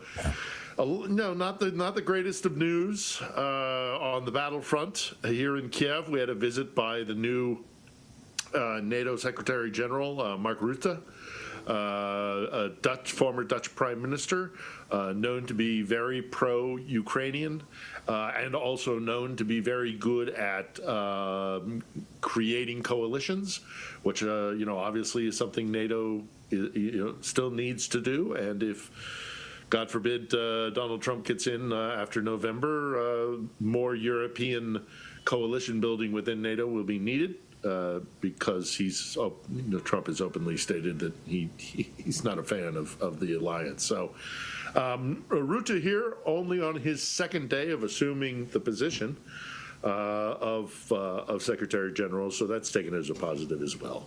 Yeah. I keep reading conflicting things. On the one hand, I'll read articles about how, Ukraine is actually having great successes and they're blowing up Russian ammunition dumps and they're taking out airplanes and stuff like that. On the other hand, I'm reading that Zelensky's strategy to invade Russian territory may have stretched him too thin, that he's issued a new draft order, that Ukrainian men are fleeing the country to avoid serving, and that increasingly it's looking like Russia is throwing more and more men and more firepower at this thing, and Ukraine might buckle. What's your assessment of what's going on and how long they can last, and what the near and long-term future might be? It's a tough question to answer, frankly, because both are true. There is a new mobilization law, and people are being drawn up. There's a lot of concern about the amount of training that those soldiers that are being mobilized are receiving. They'd like it to be 12 weeks. There are numerous reports that it's being shaved down to 8 or even 6 weeks, so that when they arrive at the front lines, they're really not ready. And so there's a lot of concern about that, and a lot of the resistance to the mobilization is because of that. But additionally, we oftentimes see on social media a video of Ukrainian guys grabbing people off the streets, and the propaganda message that the Russians try to use with that is that these guys have kind of taken the king's shilling, as it were, and they're going to be bundled into a bus and taken off to a military base, have their head shaven, a weapon thrust in their hand, and off to the front you go. That's not really what's happening on those videos. What's actually happening is they're in violation of registration for mobilization. Much like we have punishment for if you don't sign up for the draft. For the draft, for the selective service. That's what you're seeing now. It is also true that those are the guys once they are found to be in violation of the mobilization law, they do tend to be the first ones that do get called up. So that is definitely happening within Ukraine. And again, also the other thing that is happening here is that Ukraine continues to get pummeled. We saw a terrible attack in Kharkiv just last night. Constant attacks on these cities that exist on the border area, and they can't fire back. This continues to be a major issue for Ukrainians, is they can't fire deep into Russian territory to push their airfields further and further back, so that they can't launch these glide bombs and things into these cities that lie along the zone that it is basically what they call the zero line, the point of conflict. So Ukrainians are continually being battered, and they are wondering why it is that they aren't getting better ability to strike into Russia to prevent these kind of attacks. Now, on the other side of the equation, yes, it is true the Russians are making some progress in Donbass. Incremental, not massive, but we also are hearing some kind of disturbing reports from that side of the equation as well. In that, and you bear with me here because this is very disturbing, frankly. There's a oblast, what we would call a state or a province if you're in Canada, an oblast that was taken over by Russians called Kherson. It's on the other side of the river from where the city of Kherson is. And we are hearing reports now, that, not just reports, but this is actually happening. The Russians are conscripting people because they actually think that they have absorbed this territory into the Russian Federation. These are Ukrainians, and they're being conscripted to fight other Ukrainians. There seems to be something going on in Russia as well with their manpower problems. Putin does not want a third stage of a full-scale mobilization. He's doing everything to avoid it. He's hiking up the pay to try and buy people to come and fight. But this news out of Kherson is particularly disturbing because, again, in essence, what you're doing is invading a country and then taking their people and making them fight against other people in their own country that just because you've just been captured or doesn't mean that your sympathies lie with your captors, and yet here we go. So lots going on, but disturbing on both sides. But this is, of course, a terrible, terrible war. We're talking with Phil Ittner, his new podcast, On the Edge. Be sure to check it out. Phil, I had a caller a couple days ago who went off on, actually, I think it was Monday. No, it was Wednesday. Yesterday, who went off on how this could escalate into a nuclear war, and we don't want to have a nuclear war with Russia. That could end all life on Earth, and so we need to get Zelensky to surrender as quickly as possible, or just give up that land the Russians have taken and stop the war. I called that out as Russian propaganda or Putin's talking points. I'm curious your response. Well, this is the thing they always do, though. They saber rattle with their nuclear weapons. I mean, if were they to use a nuclear weapon, we've already expressed this. The Western powers have already expressed this openly, that you use a nuclear weapon, and that's it for you. That there's a no-fly zone over Ukraine. That that anything that is on the territory of the 91 borders of Ukraine will be subject to attack. It's a bluff. It's scary. It's not something that you want to play a game of chicken with, for sure. But Russians, Moscow knows the ramifications of a nuclear strike. A full-scale nuclear exchange, it's just, that would, of course, be the act of a madman. And it's what they do. And the problem with this also is that if you do kowtow to this, they will just use it the next time they want to take some piece of territory. Maybe there are Russian speakers in Estonia, a NATO member state.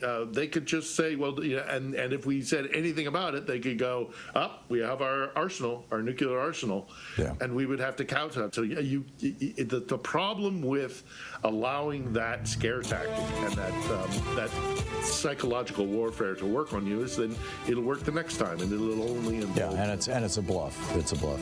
Phil Ittner, the veteran war correspondent based out of Kyiv, Ukraine. Check out his podcast, On the Edge. Phil, it is always so great having you on the program. Thank you so much for dropping by again today, and I look forward to next week. Anytime. Thank you. We'll be back at 17 minutes past the hour here on the Thom Hartmann Program. Stick around. This is the Thom Hartmann Program. It's talk media for the sane among us. I'll be right back with you.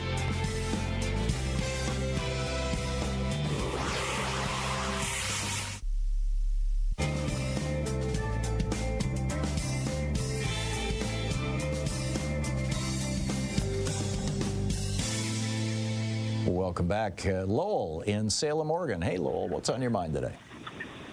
Hey, Tom. I noticed that when there was the terrorist attack of planting bombs in all the cell phones and pagers and walkie-talkies and laptops and such, that they haven't traced where all those devices have landed. Now, with global free trade and everything, those devices could be in any country. I don't think so. Is there any plans by Congress to trace those down? It appears that these were purchases of specifically pager. They were only pagers and walkie-talkies. They weren't cell phones. They weren't computers. They weren't laptops. It was just pagers and walkie-talkies. In both cases, the supply of them was apparently intercepted and routed through a company in Hungary, which it appears that's where the explosives were put on, and they were all devices that were being purchased by Hezbollah. So as far as anybody can tell, Hezbollah is the only group that has bought these things and thus been injured by them. That's not very reassuring, but especially with I haven't seen anything. The way devices travel around the world. Well, I get that, but apparently they were all triggered by some sort of an electronic signal that went out to the pagers and to the walkie-talkies, and that signal would have gone anywhere in the world, and the only ones that blew up were the ones in Lebanon in the hands of people who were members of Hezbollah, or the very small percentage of people who Hezbollah members had loaned their devices to, friends or family members. So that's about it. I agree it's an act of terror. On the one hand, on the other hand, taking out the leadership of Hezbollah is something that I'm not going to cry any tears over. I am though concerned that this is giving Netanyahu a political lifeline, and that it's also it could be the stepping stone to major escalations, major war in the Middle East that perhaps both Netanyahu and Trump have talked about when Netanyahu was at Mar-a-Lago last month, and are even thinking this might help Trump. So that concerns me too. Lowell, I got to run. Thank you for the call. James in Hollywood. Hey, James, what's on your mind today? Hey, Tom, still the smartest man in all media. I hope Congresswoman is still listening. Our laws state if a country does not allow humanitarian aid, we must cease to supply weapons. We saw on TV Orthodox Jews destroying medical supplies. We saw the IDF deliberately destroy the world food trucks with the smartest, sophisticated rockets. There's 5 miles of humanitarian aid trucks trying to get in. Watch Amy Goodman to see all the war crimes, genocide, starvation, ethnic cleansing. It's heartbreaking. Can you bring this to the attention of President and Congress and demand a ceasefire, or else no more money or weapons?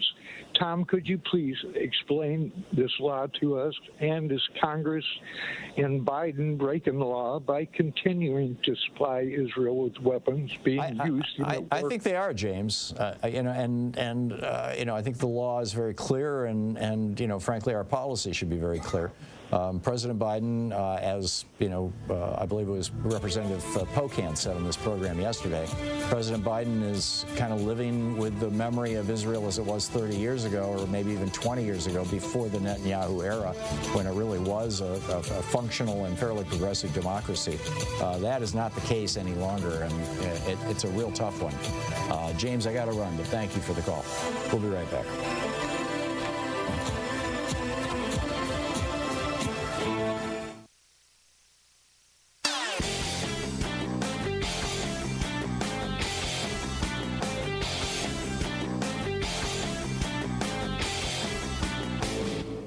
Missed my opening rant today? It's usually published over at HartmannReport.com, where you can read it and share it with your friends for free. Check it out, HartmannReport.com. When Ronald Reagan took over America in 1981, we handed him a brand gleaming new country. Franklin Roosevelt, Harry Truman, Dwight Eisenhower, Jack Kennedy, they had built America. We had brand new schools, brand new hospitals, brand new interstate highway systems, brand new airports, infrastructure. We were the envy of the world. And then Republicans came along and they said, well, you just cut the top tax rate from 74% down to 27%, and everything will trickle down. Instead, what do we get? Billionaires and poverty. They said, hey, just deregulate guns and an armed society is a polite society. Instead, we've got more school shootings than anywhere in the world. They said, just kill off civics and history classes in our schools, and it'll liberate our young people to focus on science and math. Now we've got people who don't know how our government works. I mean, it just goes on from there. There's a whole rant about it over at HartmannReport.com titled "FDR Saved America, Then the GOP Ripped Us Apart." Check it out.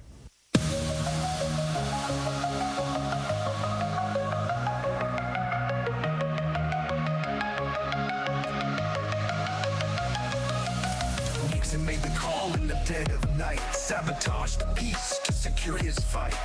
Watergate broke, but the lies were deep. That's how the GOP started to cheat.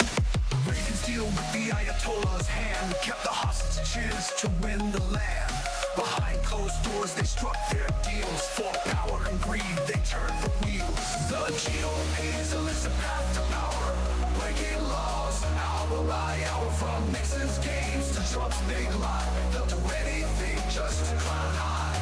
This is the thing. Welcome back. 23 minutes past the hour. This is the thing that the media is completely missing, is the context.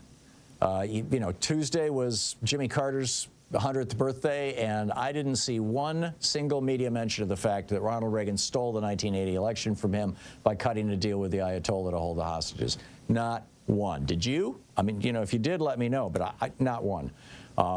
Jack Smith is highlighting these new, shocking truths about Donald Trump, and we'll talk about those more as we go through the program. They're not saying, hey, by the way, George W. Bush and Dick Cheney and those guys and Richard Nixon pretty much did the same thing. George Herbert Walker Bush had Kuwaitis come over here and lie to Congress so that he could have his short little war that he thought would help him get reelected in 1992. Didn't work out for him. The war wasn't long enough. As his son pointed out to his biographer, Mickey Herskowitz, George W. Bush said, if I become president, I'm going to have a longer war, and I'm going to get everything done. I'm going to have a successful presidency. But our media doesn't talk about this. It's like we're operating in a historical vacuum. Nixon committed treason in 1968. He blew up the negotiations, or actually they had reached a final agreement between LBJ and the South and North Vietnamese, and he did it by going to the South Vietnamese and saying, the South Vietnamese president, and saying, I'll make you rich. And, just don't go to Paris. Don't go to those peace talks and sign that deal. And that, handed the election to Nixon in '68. He committed treason. Reagan did the same thing. As I mentioned, George Herbert Walker Bush lied and had other people lie on his behalf to have his little war for his election. His son, George W. Bush, only became president because Catherine Harris, his Secretary of State, was able to invent a brand new category of ballot. She called it a spoiled ballot. This is what the New York Times reported a year after the 2000 election. While 35,176 voters wrote in Bush's name while punching the hole for him, 80,000 wrote in Gore's name while punching the hole for Gore.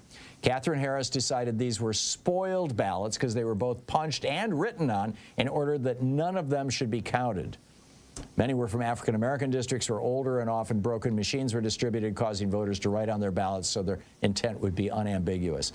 That would have been a 45,599 vote victory for Al Gore if Catherine Harris had not decided all on her own not to count those ballots. And that's why the Supreme Court of Florida ordered a recount that the U.S. Supreme Court, 5 corrupt Republicans on the U.S. Supreme Court, with Clarence Thomas being the deciding vote, and he was appointed by George Bush's daddy, said, we're going to stop the recount, and we're going to hand the election to George Bush. And nobody talks about this. And frankly, I'm outraged that the media doesn't talk about it. I'm also very concerned that Democrats don't talk about this. You can bet your bottom dollar if Democrats had screwed Republicans in every presidential election since the 1950s, that Republicans would be squealing about it every day. But Democrats, for some reason, they're like, oh, well, let's just move on. Let's just look to the future. And the media is along with them. The media is not going to do this on their own. Democrats need to, and you and I need to be demanding that they put some context into these stories like the Jack Smith story. You're listening to the Thom Hartmann Program. Call 202-808-9925. And in just a minute, I'll share with you the Jack Smith story, and then we'll pick up your calls, too. Stay with us.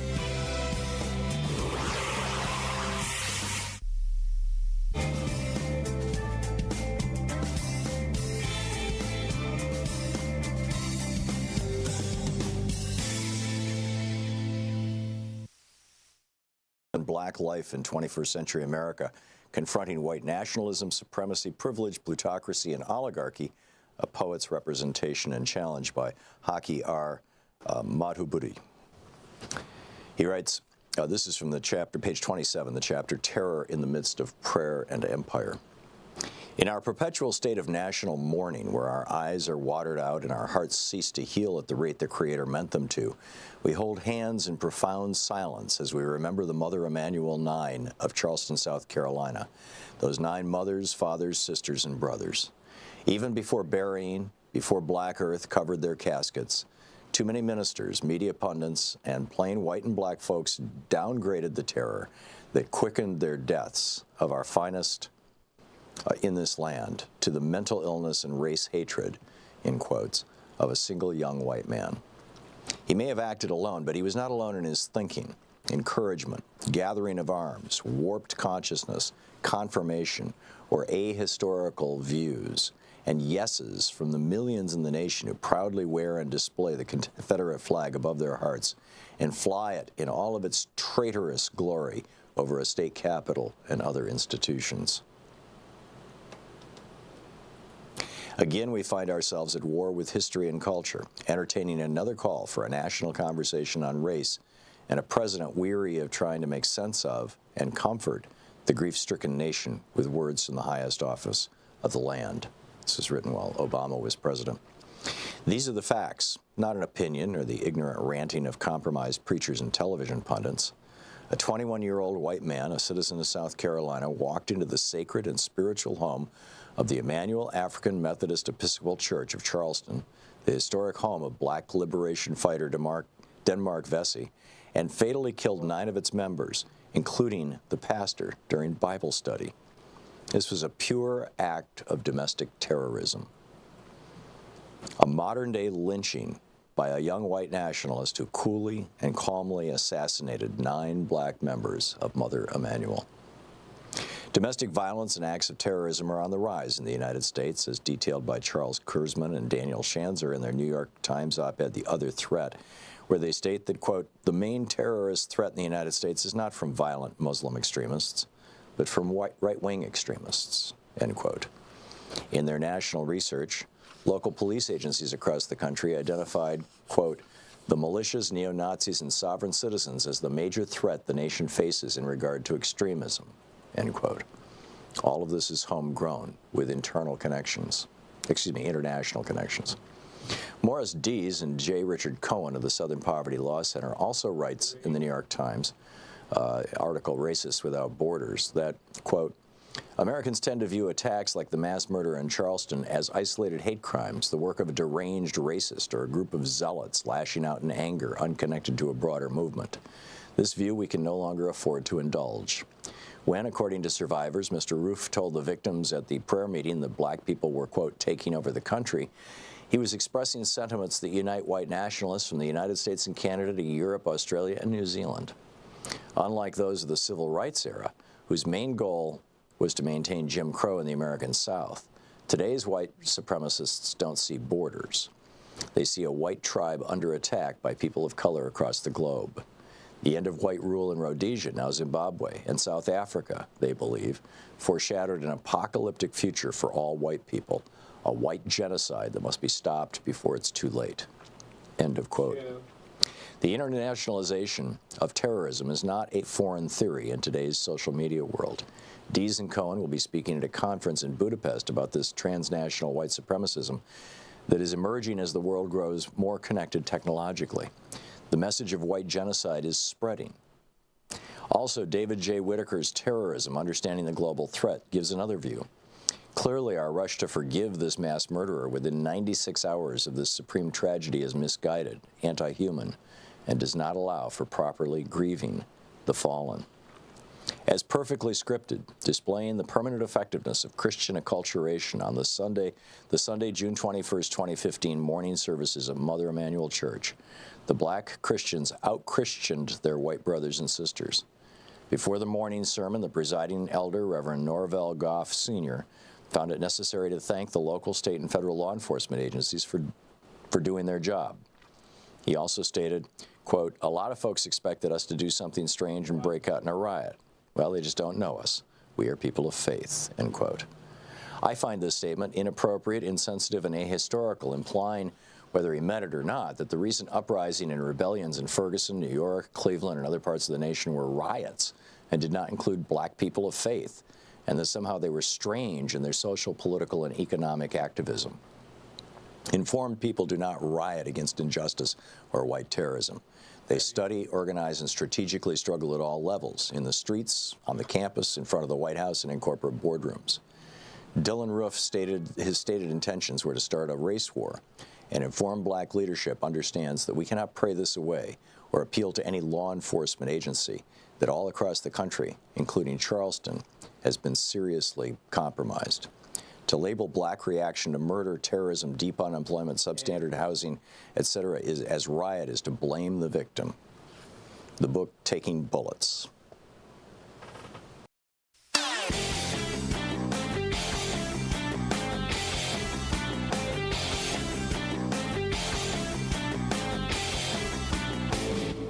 Share the Thom Hartmann Program with your friends. Our podcast, The Hartmann Report, is absolutely free and available wherever fine podcasts are available. And the entire 3-hour podcast is available over at thomhartmann.com.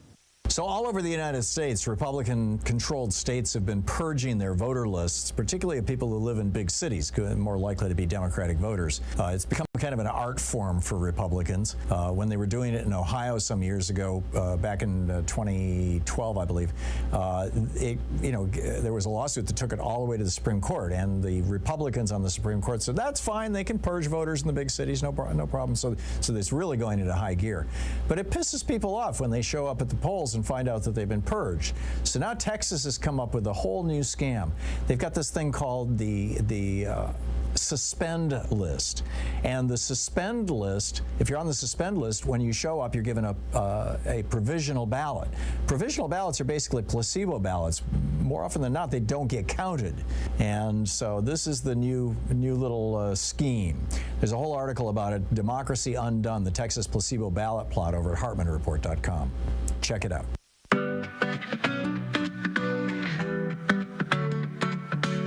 It started with Reagan's mighty pen, struck down the rules and let the money in. The fairness doctrine went down in flames, and billionaires started playing the games. Clinton signed the Telecom Act. The right-wing stations were all intact. They bought up. Welcome back. 35 minutes past the hour. I mentioned yesterday the problem of Catholic hospitals having, like a huge share of all the states and refusing to provide not just abortion services, but things like tubal ligations and vasectomies and just routine health stuff. And now California's Attorney General Rob Bonta is suing. They nearly killed a woman. If I'm reading this thing right, according to the lawsuit, back in February, a woman named Anna Nuslock was rushed to Providence St. Joseph Hospital in Eureka, California, because her water broke only 15 weeks into her pregnancy. She was in pain. She was bleeding. Tests at the hospital confirmed that the twins she was carrying would not survive. That by itself is a tragic situation, but the hospital, this Catholic hospital, made it worse. According to her physician, quote, she was at increased risk of serious complications with every minute that passed, which meant that they had to get these fetuses out of her. They represented all kinds of problems, spiking blood pressure, infection, because her water had broken, and also to protect her ability to have children in the future. So the normal procedure would have been a medical abortion, just go in and take them out. But this was a Catholic hospital. So to quote from the lawsuit by the California Attorney General, quote, instead of providing the emergency medical care she needed, Providence Hospital offered her a bucket and towels. Let that sink in. You're hemorrhaging, potentially to death, and the emergency room physician says, here's a bucket and towels. She was sent away. The Catholic bishops who set the hospital policy said, well, there is another option. You could be airlifted to another hospital where they will actually take care of you. Problem is that would have cost her about $10,000 and her insurance wouldn't cover it. Option 2, high-quality hospital with an ob-gyn section, in the state where she could have gotten care. It was a 5-hour drive, and her doctor said she would die within those 5 hours. She would not have been able to make it. So option 3 is the one to an emergency care facility, not a real hospital, but kind of one of these dock-in-the-box. But they had enough facilities, they had enough stuff there that they could deal with it. And, that's what she did, along with, it took her 20 minutes to get there, along with the bucket and the towels that were by then soaked in blood. The new doctor she met at the new hospital said she was, quote, actively hemorrhaging when she arrived. She never should have been in that situation. And as it turns out, there's a law in California. It's called California's Emergency Services Law that specifically protects patients. It bans patient dumping, and it says any facility with an ER has to treat people. So California's cracking down on a Catholic hospital. This is interesting. Another interesting thing here, Melania has a new book out. CNN is reporting that her publicist reached out to them and said she would love to come on CNN if you want to interview her. She wants $250,000 cash up front. She wants you to sign a non-disclosure agreement, and she has terms about what you can and cannot ask her about. Right. But anyhow, in her book, she says, it is imperative to guarantee that women have autonomy in deciding their preference for having children based on their own convictions, free from any intervention or pressure from the government. In other words, she comes out being pro-abortion or pro-choice. This is the same thing Laura Bush did. This is what Republican wives do. When their husbands are right-wing radicals or pushing right-wing radical policy. I mean, there's no doubt in my mind. I mean, Trump talked about trying to get his second wife to have an abortion, you'll recall, back in the day when she got pregnant with Tiffany, Marla Maples. So there's no doubt in my mind that Trump doesn't care about abortion one way or the other. But the Republicans are all Melania is saying this, and it's getting all kinds of headlines, and it's going to cause people, just like J.D. Vance doing okay in the debate, it's going to cause people to say, well, maybe they're not so bad. Yeah, they're that bad. This is a scam. And finally, of course, the big news yesterday was Jack Vance. Jack Vance, my favorite science fiction author, sorry. Jack Smith dropping the new brief, the new, aspect of his indictment of Donald Trump, saying that Trump was well aware he had lost the election. His family knew that he lost the election. He told them that he lost the election when he was in the helicopter with apparently his wife and son. He said, nonetheless, even if you lose, you have to fight like hell. He had told his advisors that he was going to declare victory before all the ballots were counted and any winner was projected as part of his strategy to steal the election. They had an FBI forensics expert go through his phone and discovered that during the time that the riot was happening, he was on Twitter constantly monitoring what the rioters were doing. He knew what was going on. He knew all the details of it. And instead of trying to stop it or slow it down, he an hour or so into it, tweeted out, Mike Pence is not doing what he should do. I mean, those aren't the exact words, but, excuse me, but you can find them.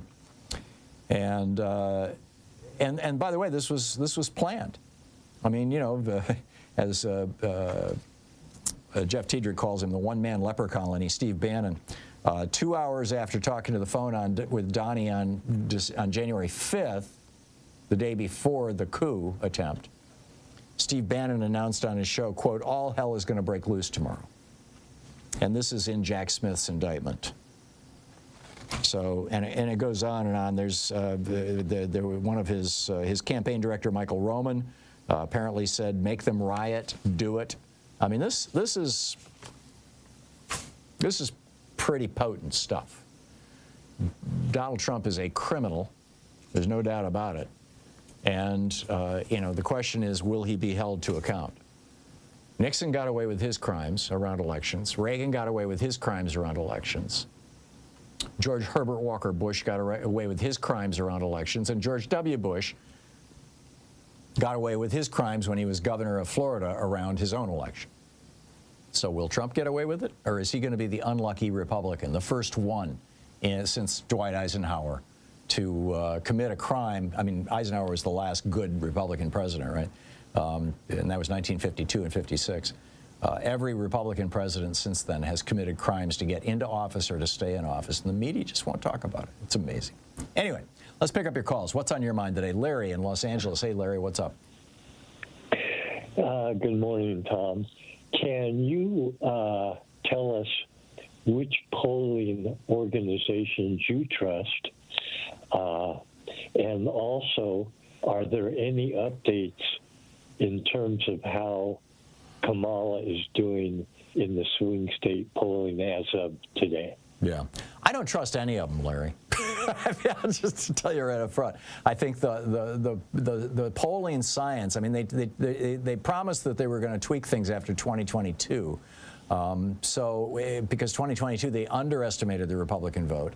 In 2020, they overestimated in 2020, they underestimated the Republican vote. In 2018, they underestimated. In 2016, they underestimated. So it's like, who knows? I mean, so they're changing their algorithms and things, and all this kind of thing. But they're dealing with a very real problem, and that is that, cell phones have this feature where you can, flip a button on your cell phone and it will not ring if it's not somebody on your contact list. And, people are increasingly just not taking these calls. I am concerned. The thing that concerns me is just here in Portland on television. I mean, I'm not seeing the Trump ads here because, Oregon's not a swing state.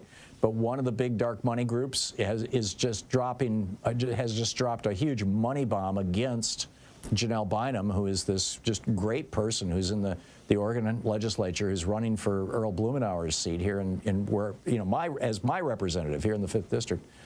And actually, maybe she's the next district over, Janelle Bynum.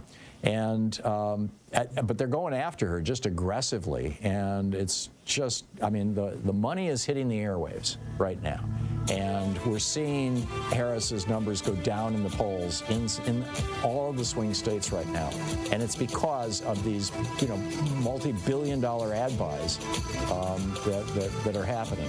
Larry, I got to run, but thank you for the call. I'm sorry I don't have anything more reassuring to say.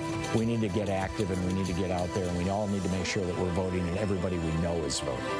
It's 45 minutes past the hour. You're listening to Thom Hartmann. Visit ThomHartmann.com for audio and video archive. Exposing the con in conservative. I'll be right back with you.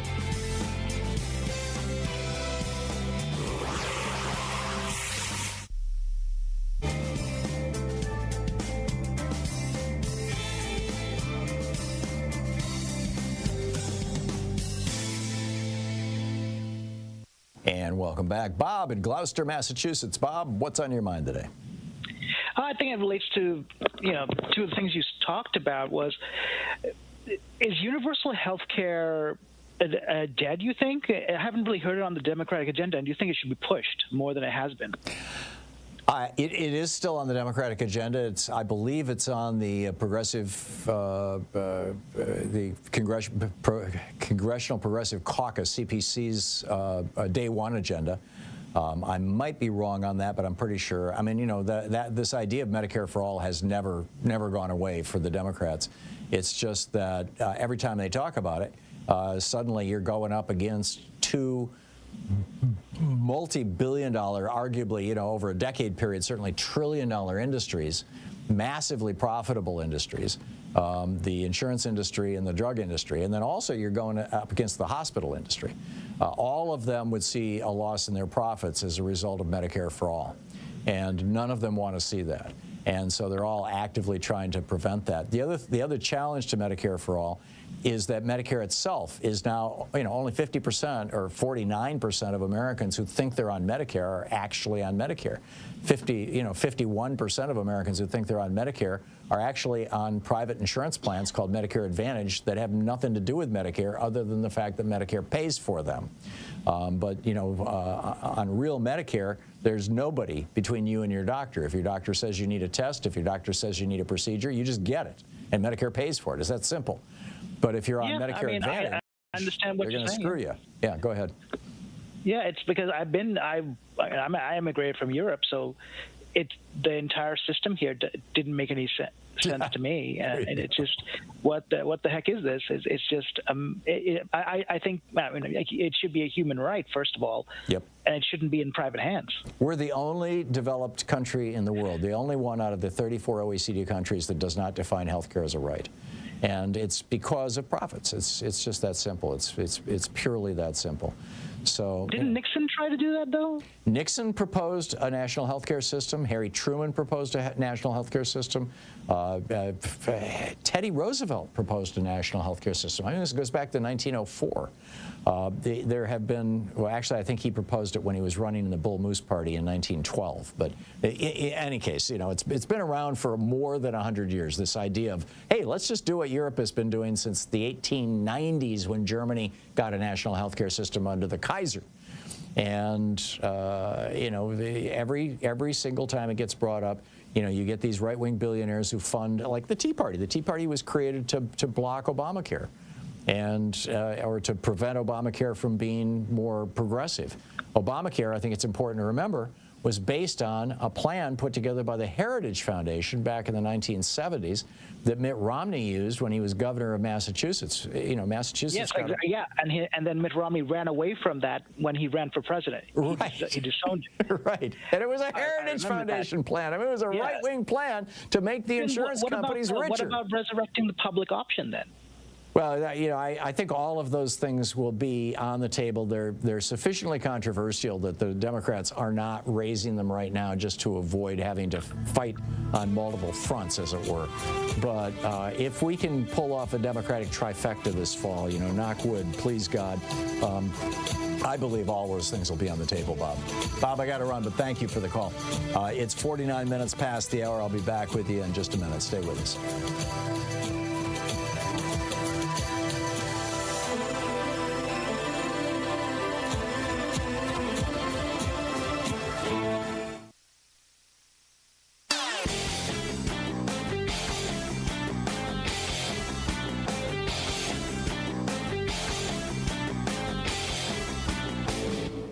Hey, thanks so much for sharing our program and for reaching out to our stations and sponsors and letting them know that you're listening. It really means a lot to us. Back in 2010, when Viktor Orban took over the Fidesz party in Hungary, that party was sort of like the Republican Party. It was just a conventional conservative European political party. And he has turned it into a neo-fascist powerhouse. He pushed through he altered the nation's constitution to push through what we would call gerrymandering and voter suppression so that his party will always win. He campaigned on building a wall. Build a wall was literally one of his campaign slogans, and he did build a wall across the southern border of Hungary to keep out Syrian refugees who were fleeing the violence when Russia was bombing that country.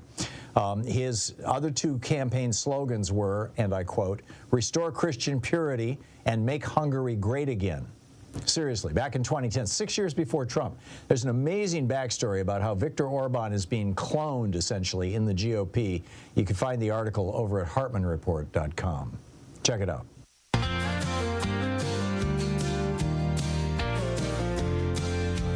Driving down this winding road, sun on my face. It's 51 minutes past the hour, excuse me, and picking up your calls here, Brooks in Phoenix. Hey, Brooks, what's on your mind? Yeah, hi, Tom. I've got a question for you. The Project 2025, is that not the modern-day incarnation of the libertarian platform that David Koch ran on when he ran for president or vice president back a decade ago or so? And if it is, why don't we make people aware of that and the fact that it only got 5% of the vote? Yeah. Koch's run for vice president on the Libertarian ticket in 1980 was unsuccessful, obviously. He only got 1 million votes, or he and his party. I mean, he and I think Brown was the guy who was at the top of the ticket. But Project 2025 is a lot less radical than David Koch's. David Koch wanted to eliminate virtually all federal agencies, eliminate the Department of Education, end public education in the United States, period, altogether. He wanted to end all income taxes. He wanted to privatize the air traffic control system. He wanted to basically privatize. He wanted to end Social Security, end Medicare. It was just a complete libertarian platform, a complete radical libertarian platform.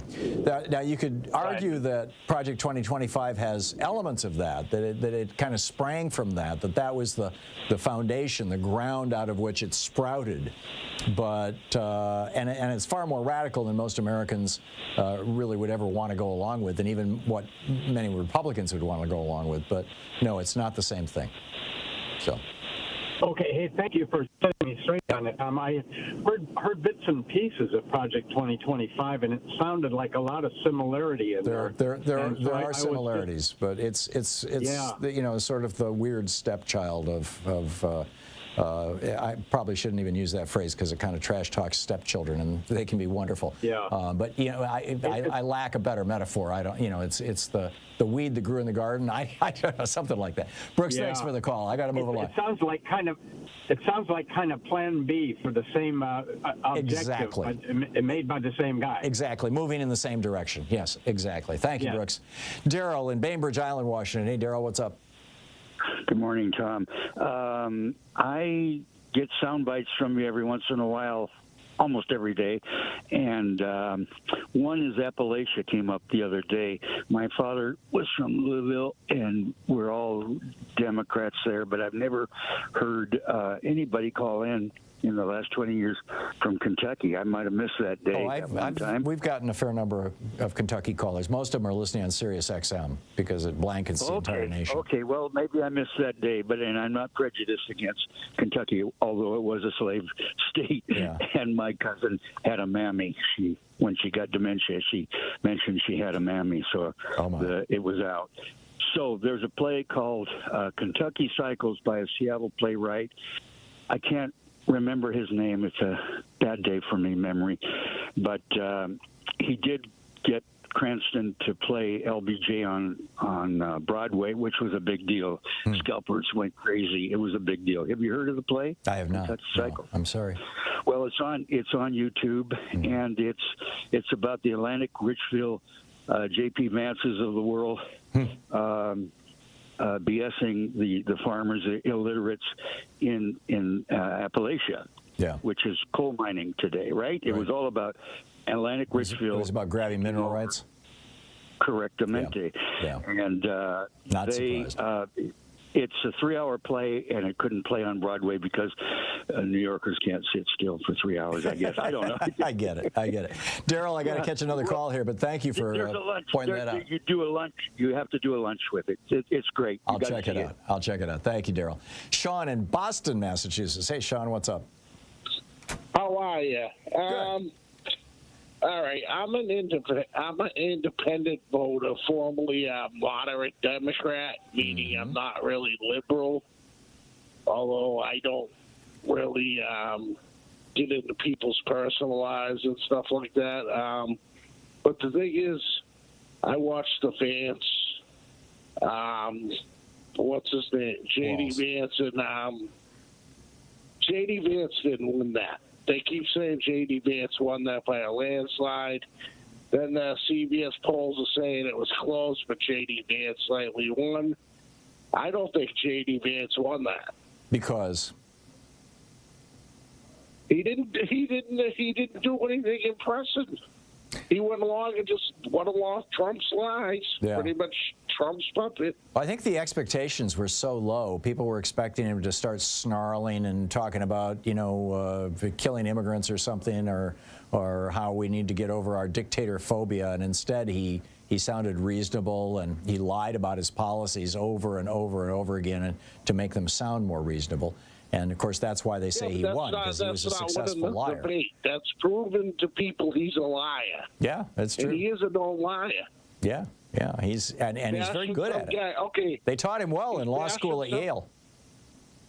He bashed some guy's military record. Yeah. J.D. Vance never seen combat. He was an E6 in the Marine Corps, and he sat behind a desk and did nothing. Yeah, he was essentially writing press releases. That's what he was doing. Sean, thank you. Spot on. Good talking to you. We'll pick up the conversation on the other side of the break. LaTosha Brown is going to drop by for a few minutes. She's with Black Voters Matter on the VP debate, and then we'll continue this conversation. Stay tuned. I'll be right back with you. You're listening to Thom Hartmann. In addition to bringing you the Thom Hartmann Program here on Free Speech TV and Video Media Online, we also have a whole set of ways you can interact with us and tools you can use to spread the word about the importance of democracy and the threats to it in our republic. First, there's your daily homework. Sue Nethercutt puts together a daily email newsletter that has a link to every story I discuss on the air, so you can find my sources and you can share them with your friends. It's free and you can sign up at ThomHartmann.com. Second, I publish my daily take every day over at the HartmannReport.com website. That's also free if you want the daily 5 days a week rant in your inbox. No ads either.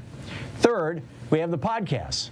There's the free 1-hour version of our daily show that's advertising supported. You can find that wherever you get your podcasts normally. And then there's also the podcast of the entire 3-hour show with no advertisements, and that's available by subscription over at ThomHartmann.com. So check them all out at ThomHartmann.com and HartmannReport.com.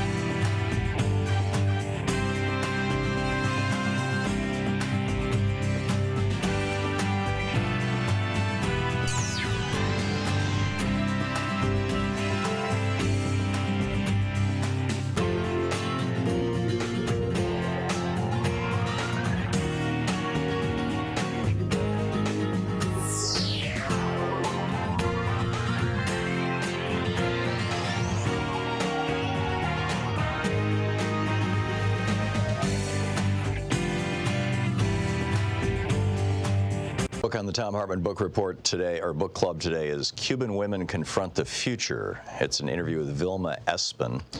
Vilma Espin was the president of the Federation of Cuban Women since its founding in 1960, and was the chair of the Commission for Social Prevention and president of the Infancy Institute and the International Federation of Democratic Women.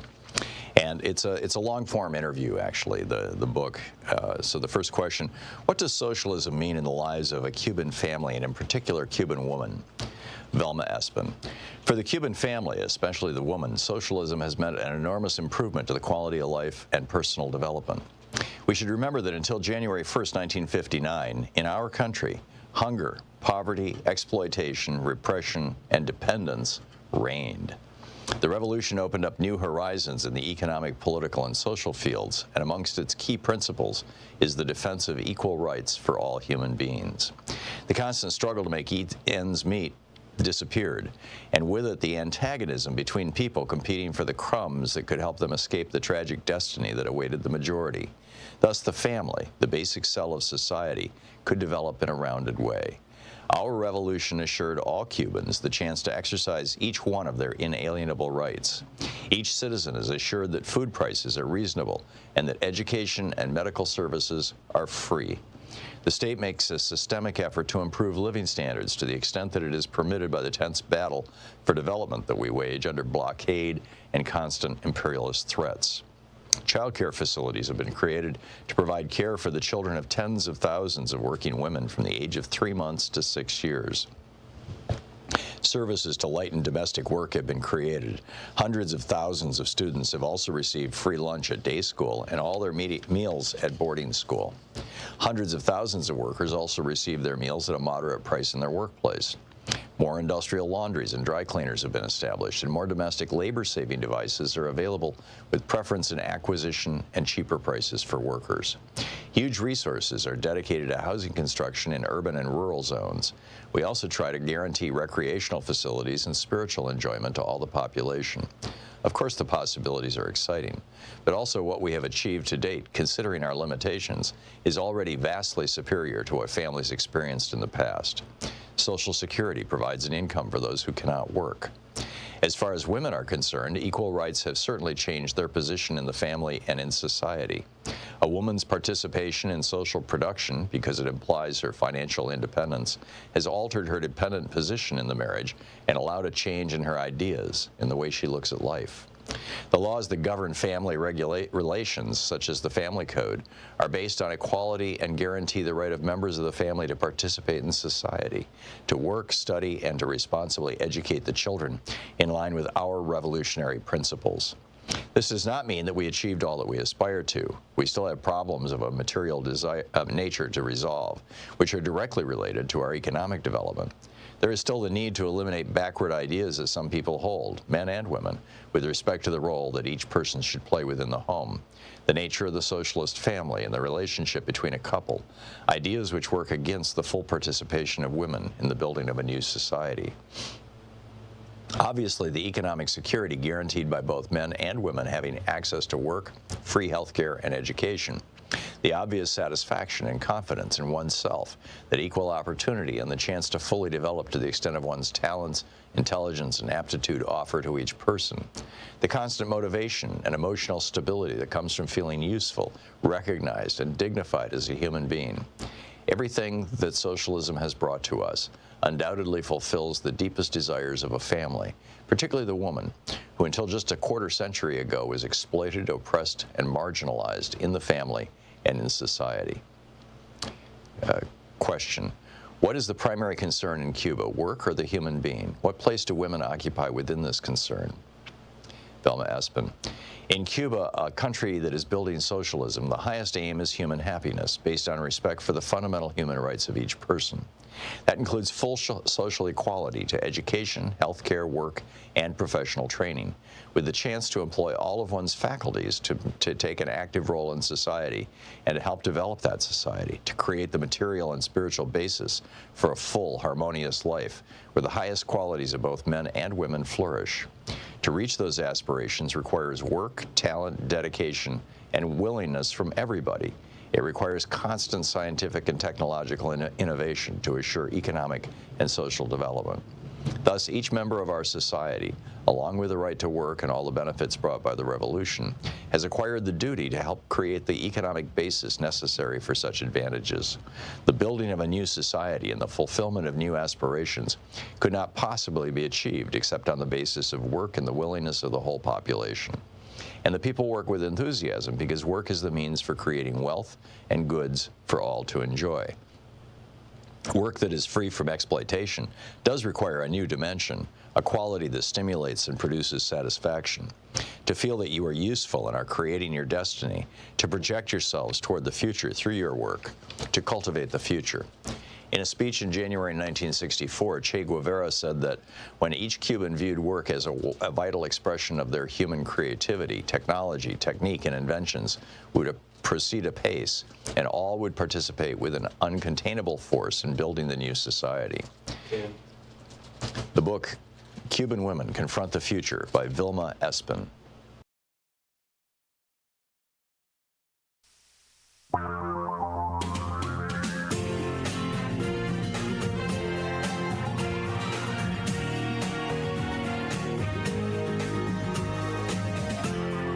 This is the Thom Hartmann Program.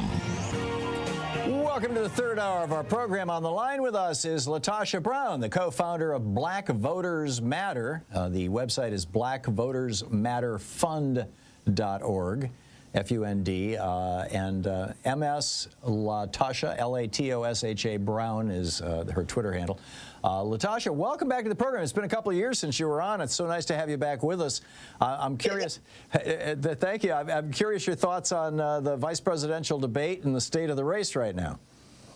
You know, Oh, so much to talk about. I'll say that I think there weren't any major surprises to me on the vice president debate, other than the fact that I did not know that J.D. Vance was such a good storyteller, as my grandma would say. That I deemed I called it the coach and the chameleon, because what was interesting to me is that I think that in some ways it was good to see the civility and the way that they treated each other. But I think the part that was so disrespectful is just the blatant lies and the fact that I was really disappointed that the media, that the anchors could not challenge some of the fact checking. And insight. So that was really strange. J.D. Vance specifically has called for the ban on abortion. So to say that he is not and never, that was very deeply concerning. Yeah. And so I think ultimately my thoughts around it, I think it was clear. The contrast was clear. Although I think the temperament, it was interesting because in some ways I felt like the temperament and the tone was very civil from both candidates. And I think both of them did well in terms of at least their presentation. But the challenge for me is that truth matters. And so in this country, we have to really recognize that the truth matters. And so it was very disconcerting, concerning to me around how I felt that Senator Vance framed issues one way, where the policies that he supports says something completely different. Right. I don't know whether he had a change of heart or what happened, but that was a little disappointing. So he's just a very facile liar. I mean, I'll just say it. I tried to say it the nice way because my grandmother would not let us say lie when we were growing up. Yeah. But he is like a fabulous liar. And it's interesting because I finally figured out, I could not understand how he became Trump's running mate. I get it now. Like he's actually a better liar. He's a much more skillful liar, in my opinion. Yeah. I think George Santos is kind of the totem for the Republican Party. I mean, he was a little too much of a fabulist for them ultimately, but holy cow, truth does not matter. You've noted in the past that Tim Walz, in particular, has obviously Kamala Harris has deep roots in the black community, having gone to a historically black college and et cetera, just growing up, and her father was black and everything else. But Tim Walz actually has quite a history here with the African American Family Preservation Act, the Crown Act, the key police reforms after the George Floyd killing. Can you tell us about that? I think what's really interesting is that part of, if you look at the history of Tim Walz, he has a very strong record of seeing and serving all of us. And so I think that that's really remarkable. What we know, is that he has, in his policies, he has stood with everyday people. And I think he's created even policies, even in the state, when we look at what he did with free lunch, what he did with education, what he did with standing, even the very thing that he was criticized around was that when the George Floyd protesters, that there were some that wanted for violence to be inflicted upon them. And in fact, I think there's a way that he leads. I think the part that impresses me most about him is that he leads with his humanity. And so there's a number of things that he's done that I think, as you've mentioned, that really show kind of his character and his integrity, that ultimately he believes that he is to govern, that he is a steward of resources, and he is to govern in such a way that all people are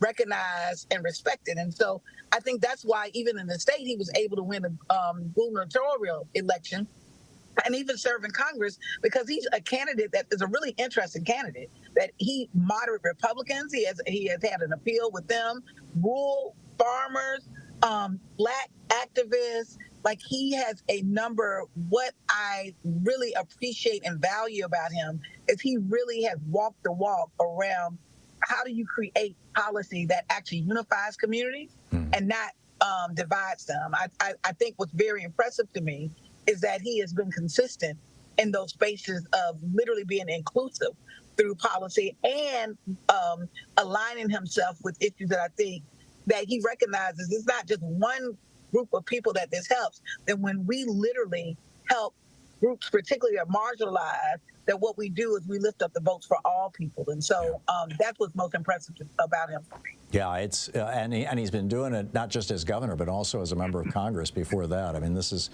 apparently his life's work.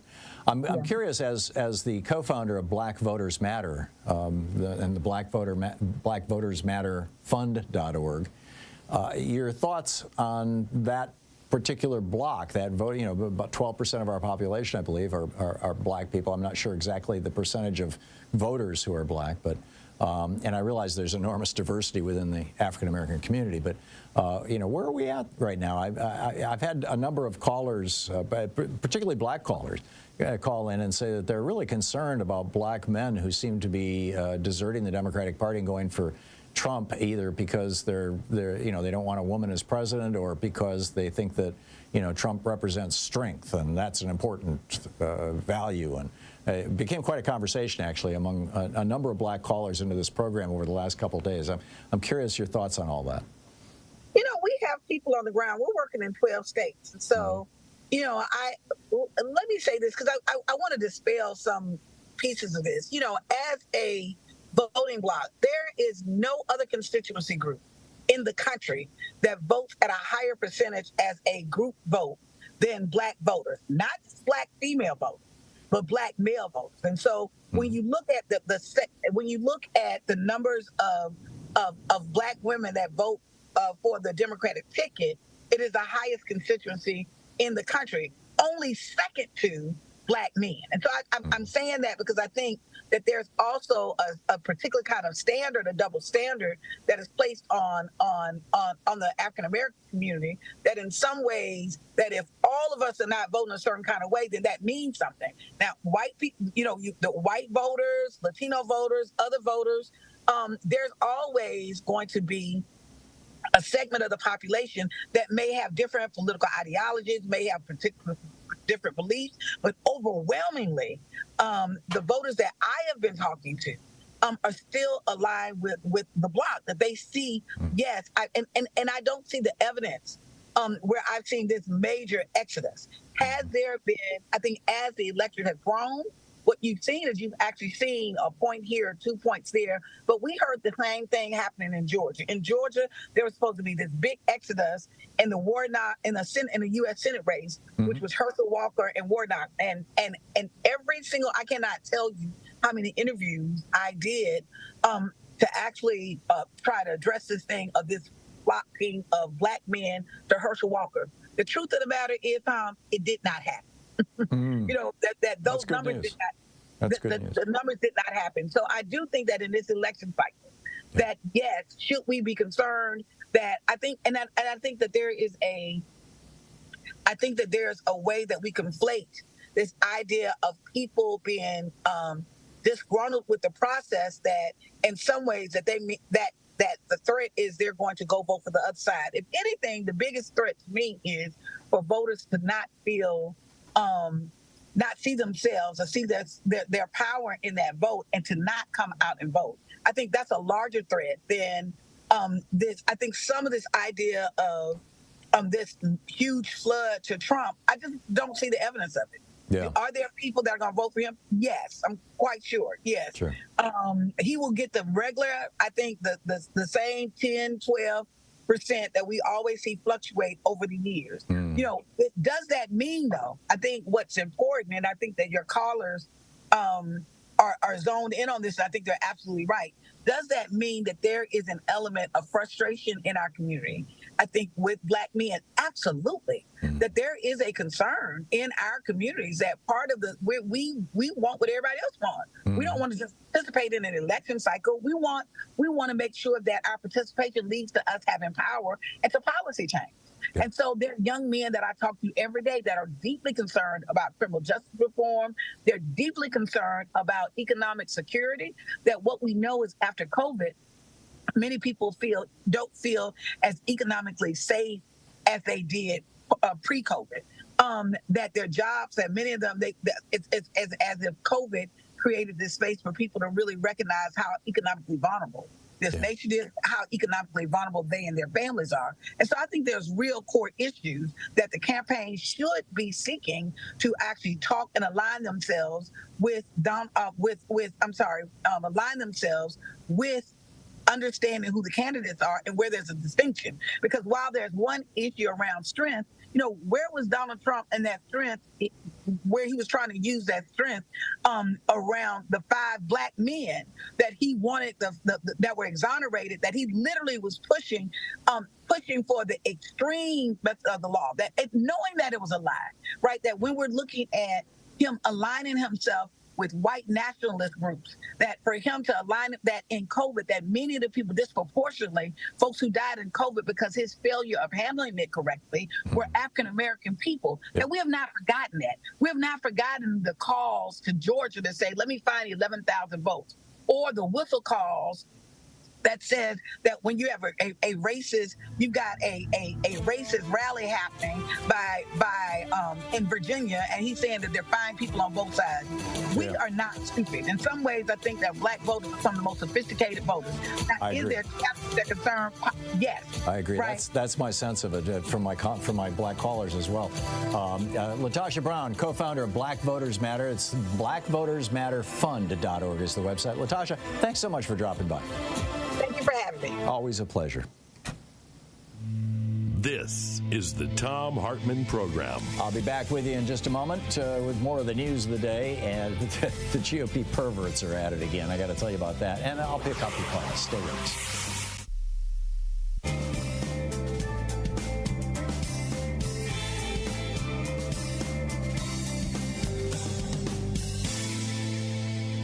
And welcome back.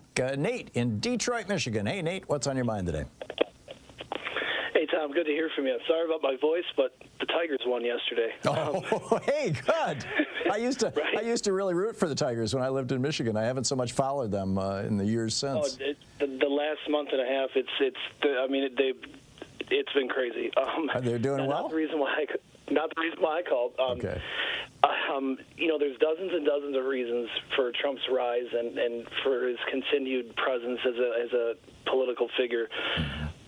Edmund Burke would be rolling over in his grave with the way the Fourth Estate has failed in its most fundamental duty to the country, in that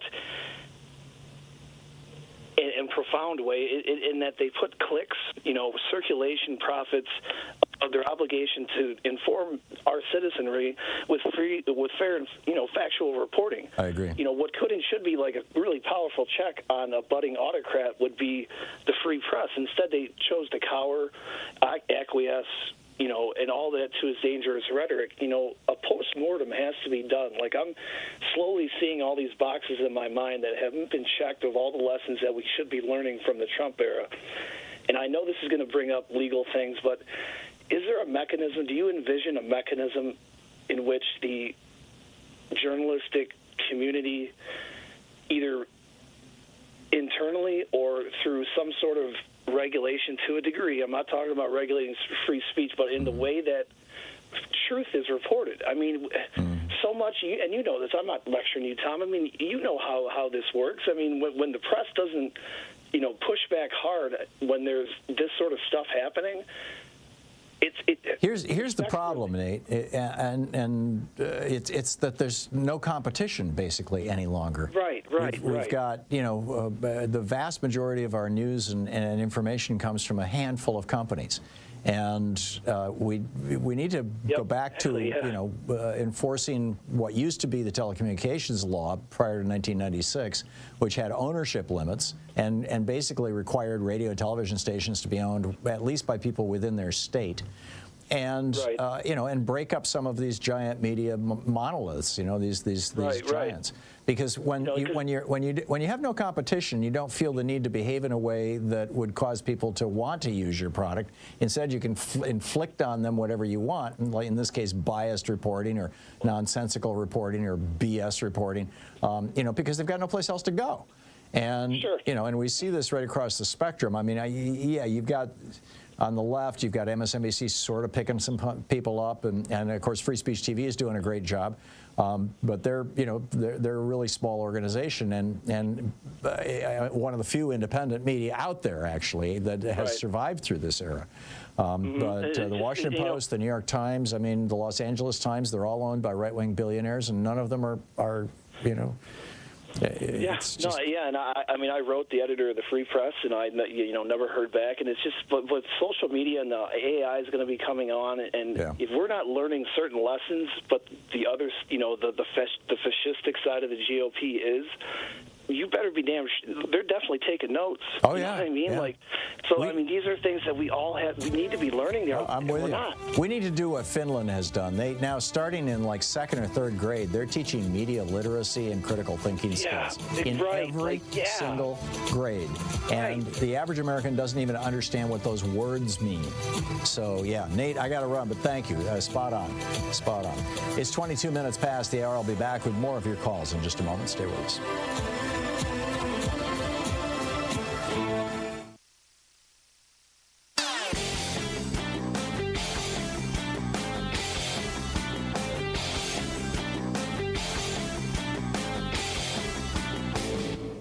Change starts with you. You can be calling your Democratic or Republican representatives to let them know what you think by calling 202-224-3121. It's the Capitol switchboard. It'll get you right through to them.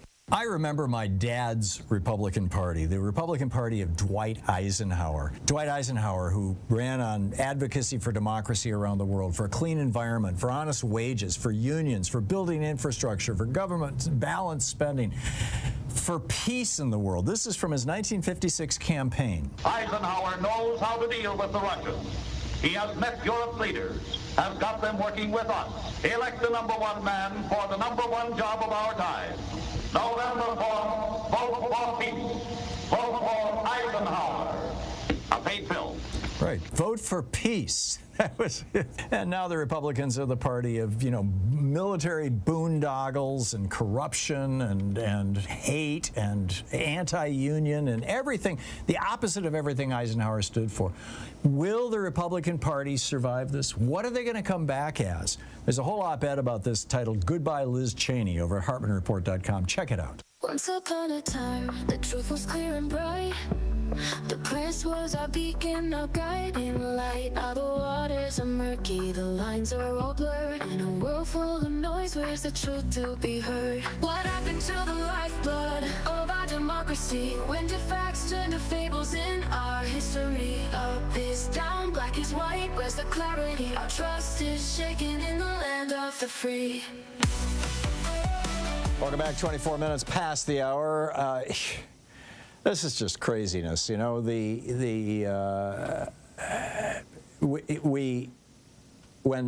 the Republicans identified trans people as a minority that they could attack without fear of blowback, because it's a relatively small minority, it's a relatively powerless minority, it doesn't have a large constituency, it doesn't have a lot of money.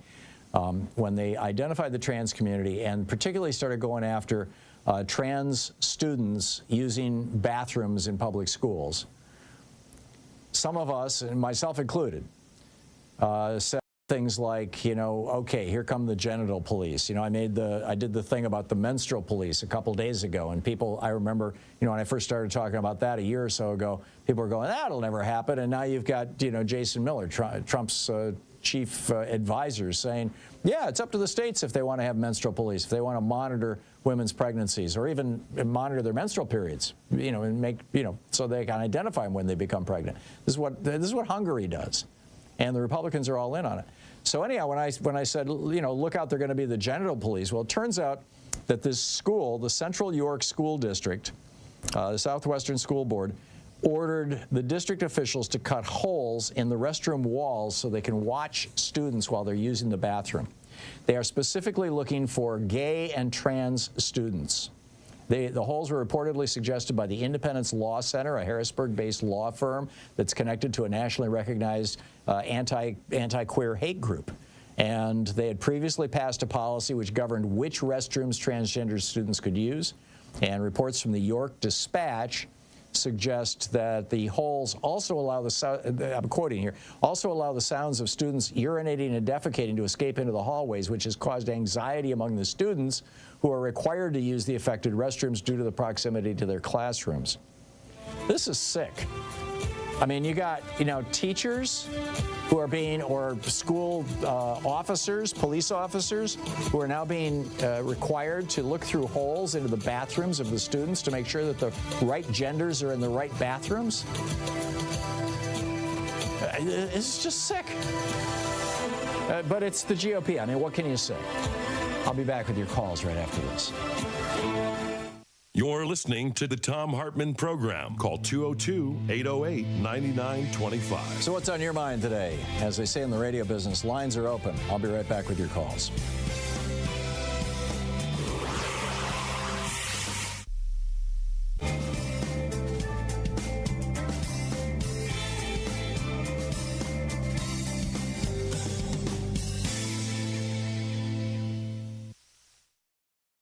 Our book today in the Thom Hartmann Book Club is by John Pavlovitz. It's titled, If God is Love, Don't Be a Jerk, Finding a Faith That Makes Us Better Humans.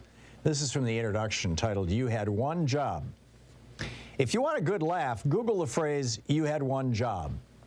The results are a hilariously tragic parade of seemingly impossible fails, unfathomably poor planning, and face-palming inducing human error. A piece of melted cheese on top of a fast food burger bun. The word stop misspelled on a street crossing. A keep to the right sign with its arrow facing left. A toilet lid inexplicably installed below the seat itself. It's strange stuff. Seeing these stupefying train wrecks and task execution tends to elicit two responses. Usually making you feel a little bit better about yourself while simultaneously wanting to track down the culprits in an effort to understand how they managed to neglect the primary duty assigned to them. We begin to speculate. Were they temporarily distracted? Did they not properly comprehend the instructions? Did they feel as though someone above them in the chain of command dropped the ball? Were they just plain lazy? When people miss the point so spectacularly, we want to know how and why. Because that kind of failure feels impossible from the outside. It seems unfathomable to get the main thing wrong, and seeing it happen sparks our curiosity. I imagine Jesus knows well the curiosity that comes with watching people give clear direction lose their way. As a longtime Christian by aspiration, if not always in practice, I often envision an exasperated Jesus coming back and the first words out of his mouth to his followers as his feet hit the pavement being, You had one job, love. So what happened? I wonder what massive wave of excuses and rationalizations would come flooding from the mouths of the faithful multitude in front of him, how they might justify their mistreatment of the assailed humanity in their care, the verbal and theological gymnastics they'd attempt to avoid culpability for their own cruelty. Would they stridently recite him a verse from Leviticus? Would they blame the liberal media for morally corrupting America? Would they talk about people's wicked lifestyle choices? Would they argue that they were loving the sinners in their midst, but simply hating their sin? Would they frantically offer up the same platitudes and parrot back the same partisan talking points that they've gotten used to brandishing on social media and proffering in Sunday school classes?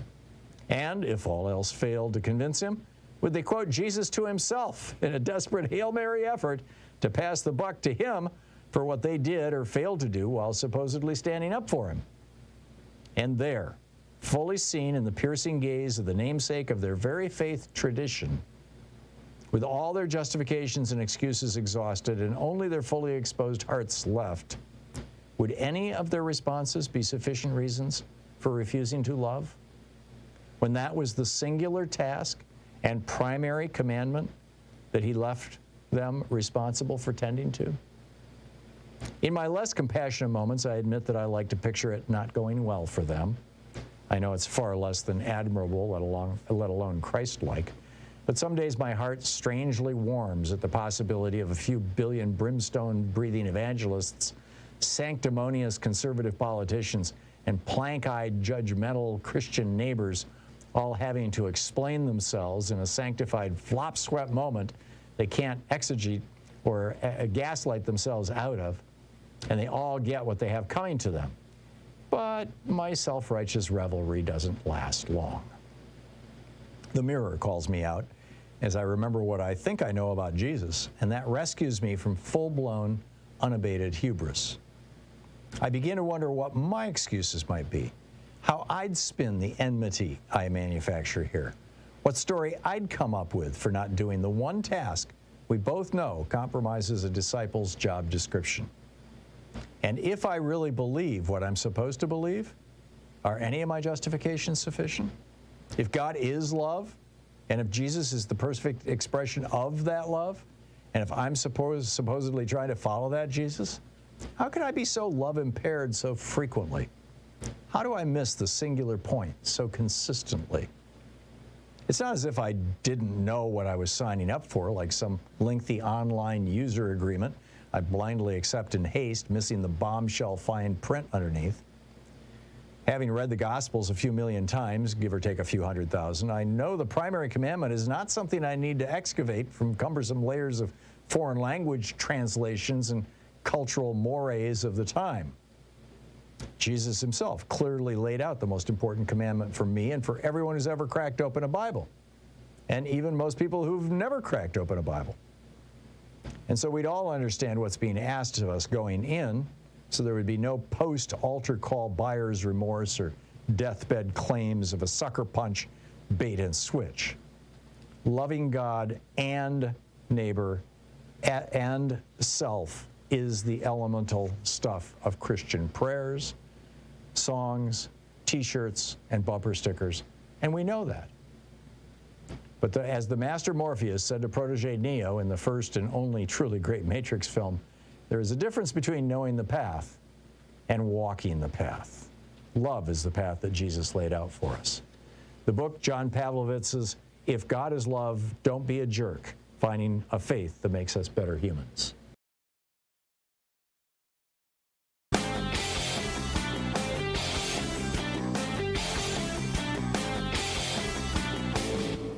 Help support progressive radio. If you're listening to us on a commercial station, call their advertisers and let them know you're listening. If you're listening to us on Pacifica, or one of our many nonprofit stations, please support them when they do their fundraising drives. Thanks for supporting Progressive Talk Radio, and tag you're it. You're a pain in the butt. He struts around like he's a king.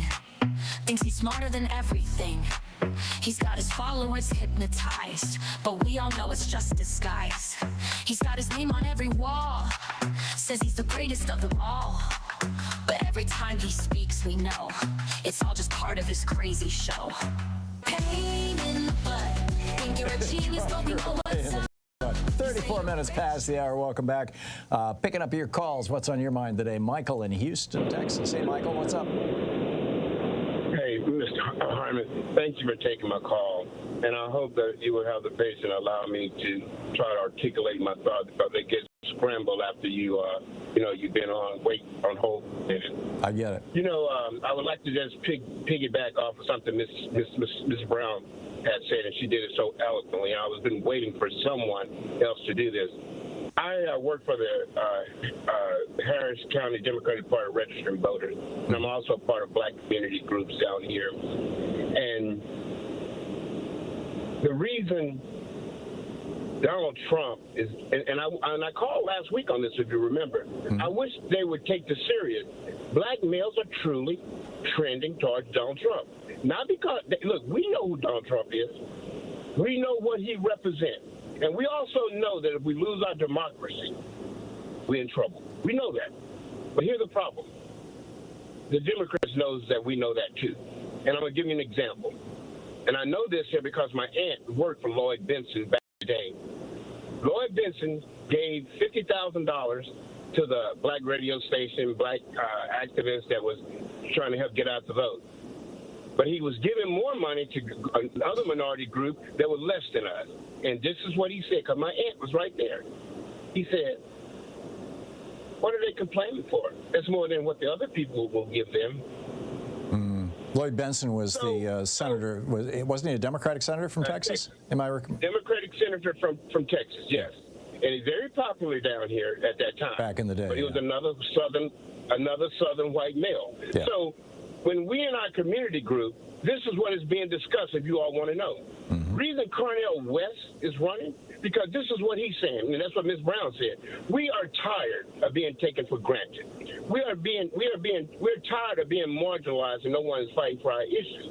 So as black people, we have, black males for sure, we have been at the bottom. I don't want to say we will ever get used to that, because that's why we fight so hard to come up. But we know how it is. So what our community groups are saying, and Mr. West is saying, Cornel West is saying, let's see if the white liberal believe in their value and their principle. Let's walk away from them and see if they really care about their value and principle. Or will they fight for us, and we know what the Dems have done, and see us more favorably than just taking us for granted. When we hear about the black women, we're proud of it. Yes, black women do vote. But Mrs. Brown said it, and I know that others knows it. No other group of people, Asian, whoever they may be, Hispanic is more right-wing than you all will imagine. No one vote in a block than blacks. And the women is number one. And then the black male. So we're tired of being taken for granted. And if y'all don't hear it, whoever don't hear it, you will. So you think the solution to that is to vote for Donald Trump? I never said that, Tom. Don't put word in my mouth. Okay, Please, so you're suggesting that some black men think that the solution for that is to vote for Donald Trump, or to vote for Cornel West, which is essentially the same thing. Well, I don't think that's what I'm saying. What I'm saying is, take this serious. Yeah, no, I'm all in favor of that. Yeah, this is real. Yeah, and you know, Ms. Hartmann, I have too much respect for you to put words in my mouth, and I understand, but that's okay. Well, I'm not trying to. I'm trying to clarify what I understood you to be saying, which was, it sounded to me like what you said was that black men who feel like they're not being taken seriously are switching over to vote for Donald Trump by way of saying, hey, pay attention to us. And, you know, I get that. I don't think it's the best strategy. That's exactly what I was saying. And you knew that. That's exactly what I was saying. And what I'm trying to do is sound the bullhorn, the warning. Yeah. Because they get the numbers. I'm sure they are. Yeah. I'm sure that they see these numbers happening. And, and I just told you, I work down here registering voters for the Harris County Democratic Party. And I said this here, too. If you would have been listening, you would have heard me. I said, we know what is at stake. And my dad told me years ago, this is not the best country in the world, but it's the best country to make changes. And if we lose our democracy and the rule of law, things always happen to us worse than any other group. We're aware of that. It's true. But we feel like that there is so much that we want to change. It's just like the Palestinian people said about what was going on in Gaza. They rather vote. There is no lesser of two evil. They were sending a message, and some of them going to still send a message. We feel the same way. That's us too. But they understood what the Palestinian was saying. But see, that's my point. They don't take us serious. They take us for granted. Nobody. We know who Donald Trump is, and nobody knows racism like the black male. Nobody. So please, sir, never put words in my mouth. I have too much respect for you. I will attempt never to do so, Michael. Michael, thank you for the call, and thank you for your thoughts. Francis in Seattle. Hey, Francis, what's on your mind today? Hello, Tom. Thank you for taking my call.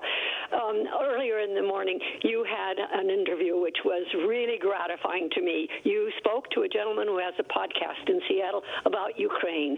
And from your conversation between the two of you, I surmise that it's true we do not hear very much about Ukraine in our news media. I read about it, but even in the New York Times, the news from the Middle East overpowers anything from Ukraine. And I wanted to tell you about a podcast which is really excellent. It is presented by 3 journalists from the Telegraph, the London Telegraph. It is 5 days a week, and they post their hourly, it's usually about their 50-minute podcast at 1 o'clock every Greenwich Mean Time every day, but it's available on YouTube. There are 3 journalists. One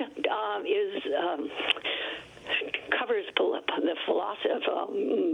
diplomatic and governmental issues related to the conflict in Ukraine. Another is a long-time British soldier and journalist. And the third, who originated the program, most sadly died about 2 weeks ago at the age of just under 33. His funeral is to be taking place today. But these 3 men present British journalists, Ukrainian journalists, Ukrainian legislators, leaders of other countries, the Baltics, Germany, France, Great Britain, every day with outstanding, up-to-date information. And their care and concern for accuracy and just really validity of their information is just the very finest. Frances, thank you very much for the tip. Really recommend it. Yeah, thank you very much. And you know, in the future, generally, we just, you know, if you've got something you want me to know about, just tell Mark. He'll write it down and pass it along to me. But thank you, Frances. Kenyatta in Los Angeles. Hey, Kenyatta, what's on your mind today? Well, quite a bit.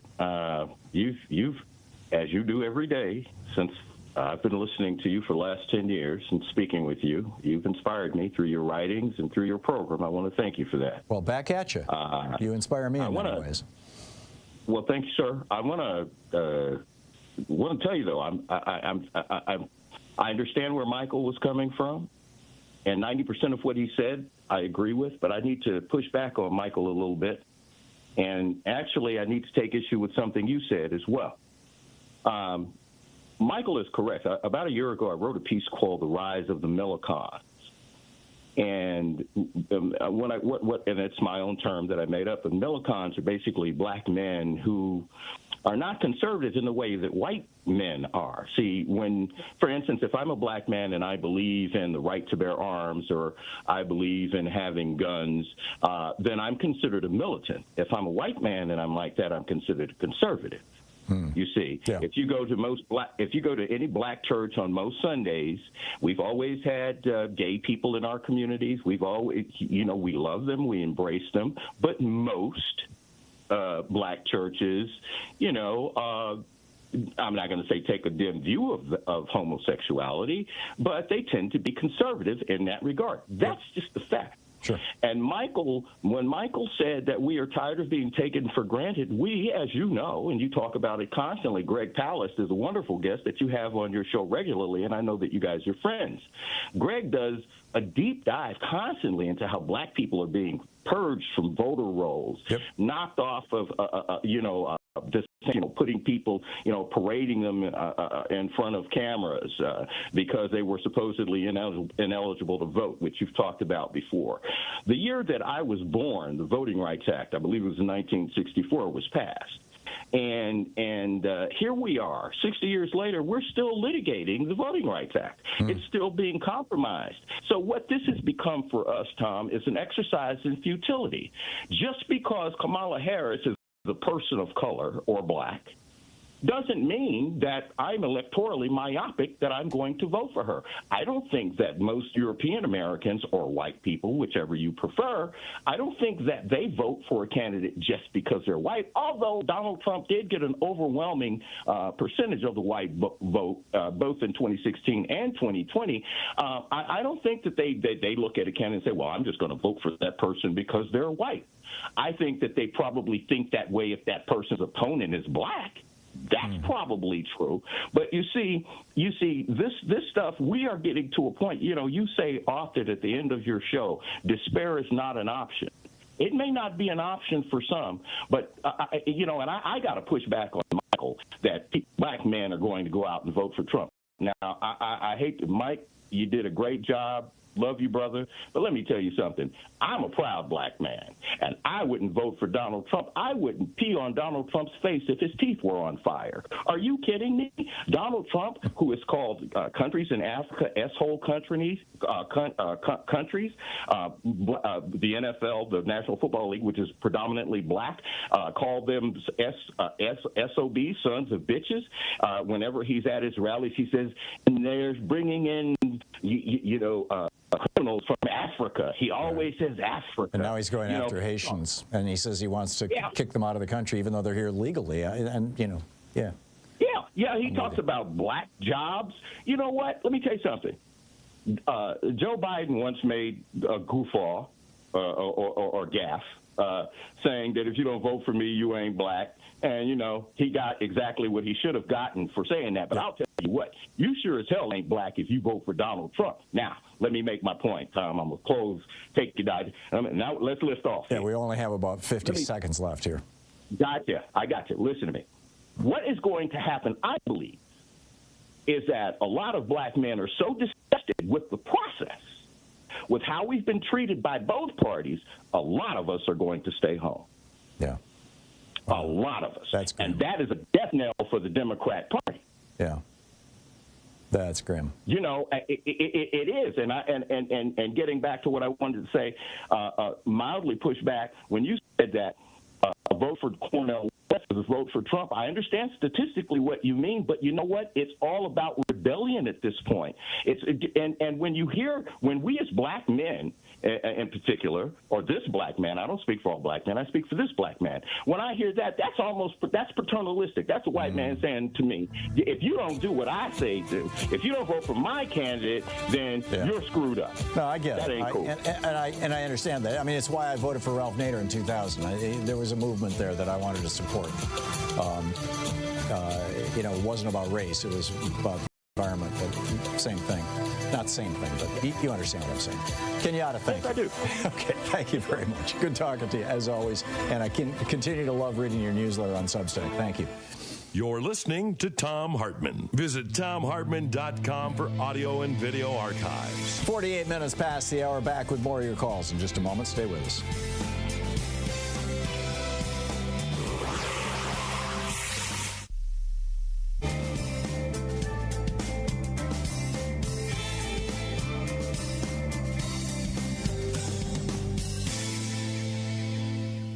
And welcome back. David in Seattle. Hey, David, what's on your mind today? Hey, Tom, have you heard of Eric Hoffer?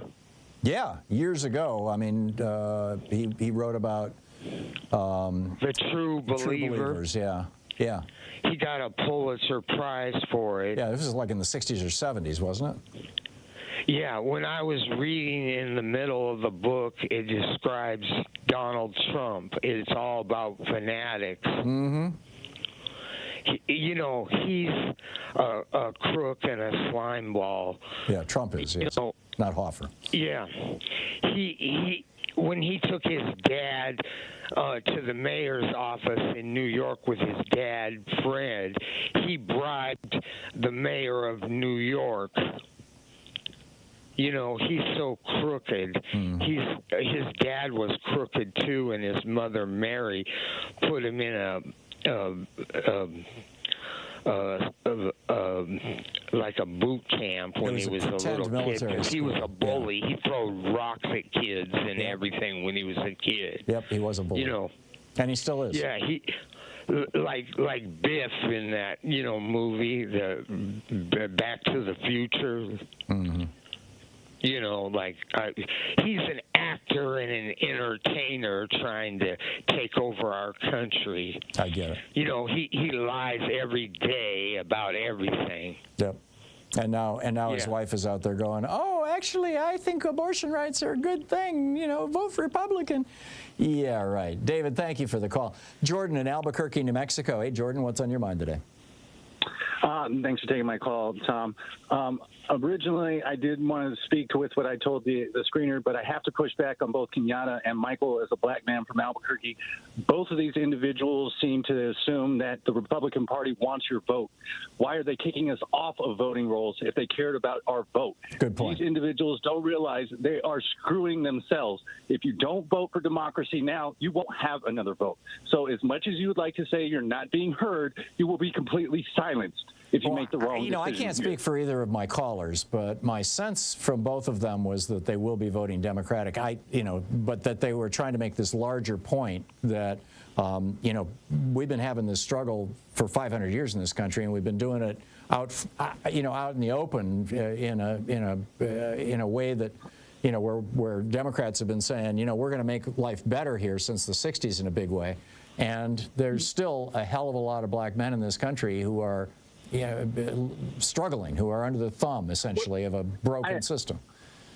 I 100% agree, but if I could add two little parts to that. The first is just because you are frustrated does not mean that you remove your seat from the table. Sure. If you want to be participating in the meal, make sure you have a seat at the table. The second part, I find it really upsetting that the remainder of America is assuming black male will not support a mom figure, when the majority of the stereotype is that black males are raised by their mothers. So the idea that we would disband a black woman at the opportunity for a mother to take over the nation is infuriating to me. It makes no sense, and it sounds more like a Republican talking point. But if I could get briefly to the reason why I called, I think the Republican Party is wasting their money on commercials. They're using this program called Flex Clip and don't include any of the actual candidates. They include footage from 2020. I would like to know if anybody else sees it. It's RTC commercials that are branded everywhere. Okay, I don't know about that, Jordan, but maybe somebody can call in and educate me, or I can look it up, I suppose. Jordan, thank you. Thanks for the information and for your comments, your thoughtful comments.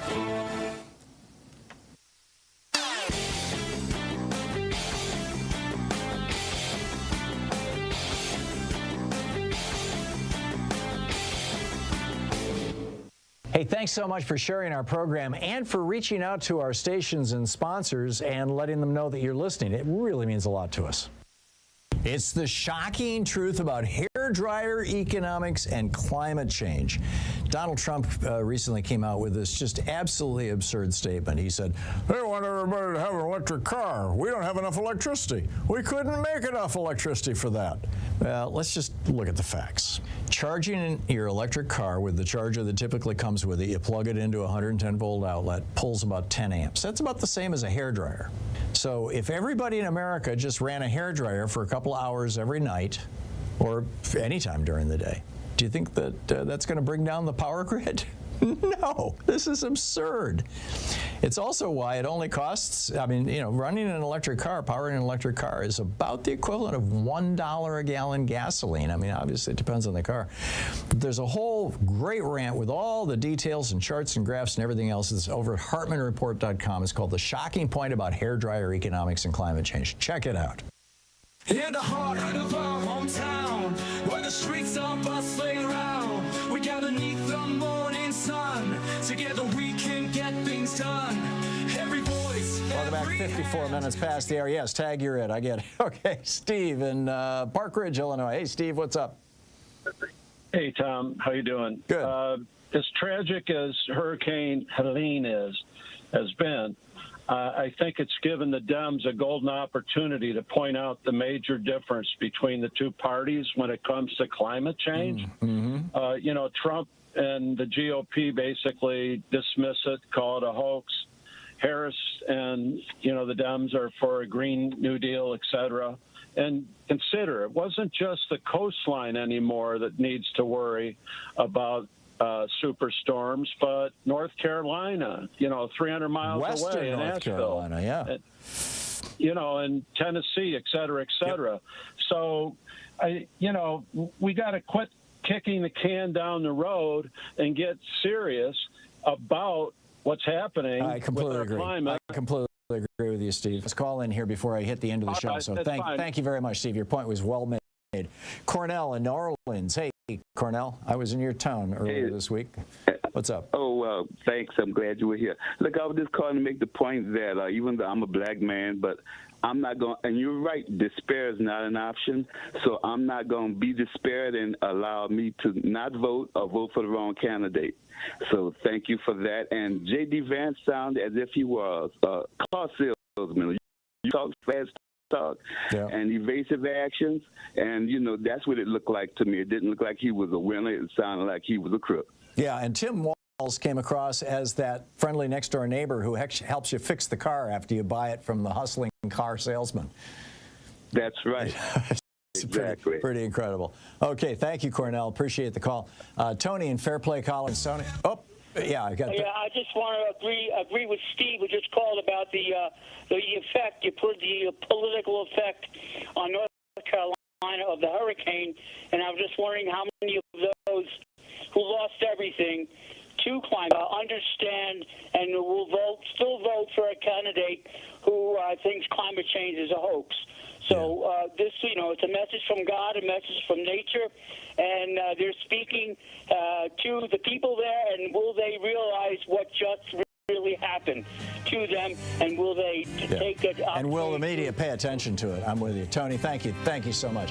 And thanks for being with us today. Don't forget, democracy is not a spectator sport. It requires all of us, and that includes you. So get out there, get active, tag, you're it. Have a great afternoon. Be good to yourself and the folks around you. And stay safe.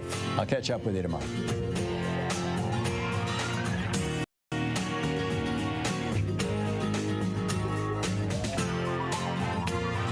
You've been listening to Thom Hartmann. For audio and video archives, visit ThomHartmann.com.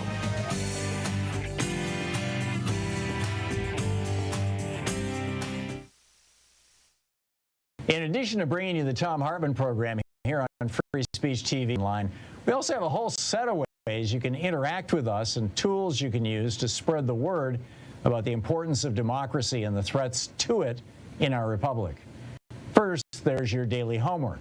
Sue Nethercutt puts together a daily email newsletter that has a link to every story I discuss on the air, so you can find my sources and you can share them with your friends. It's free and you can sign up at ThomHartmann.com. Second, I publish my daily take every day over at the HartmannReport.com website. That's also free if you want the daily 5 days a week rant in your inbox.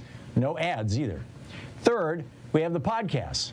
There's the free 1-hour version of our daily show that's advertising supported. You can find that wherever you get your podcasts normally. And then there's also the podcast of the entire 3-hour show with no advertisements, and that's available by subscription over at ThomHartmann.com. So check them all out at ThomHartmann.com and HartmannReport.com.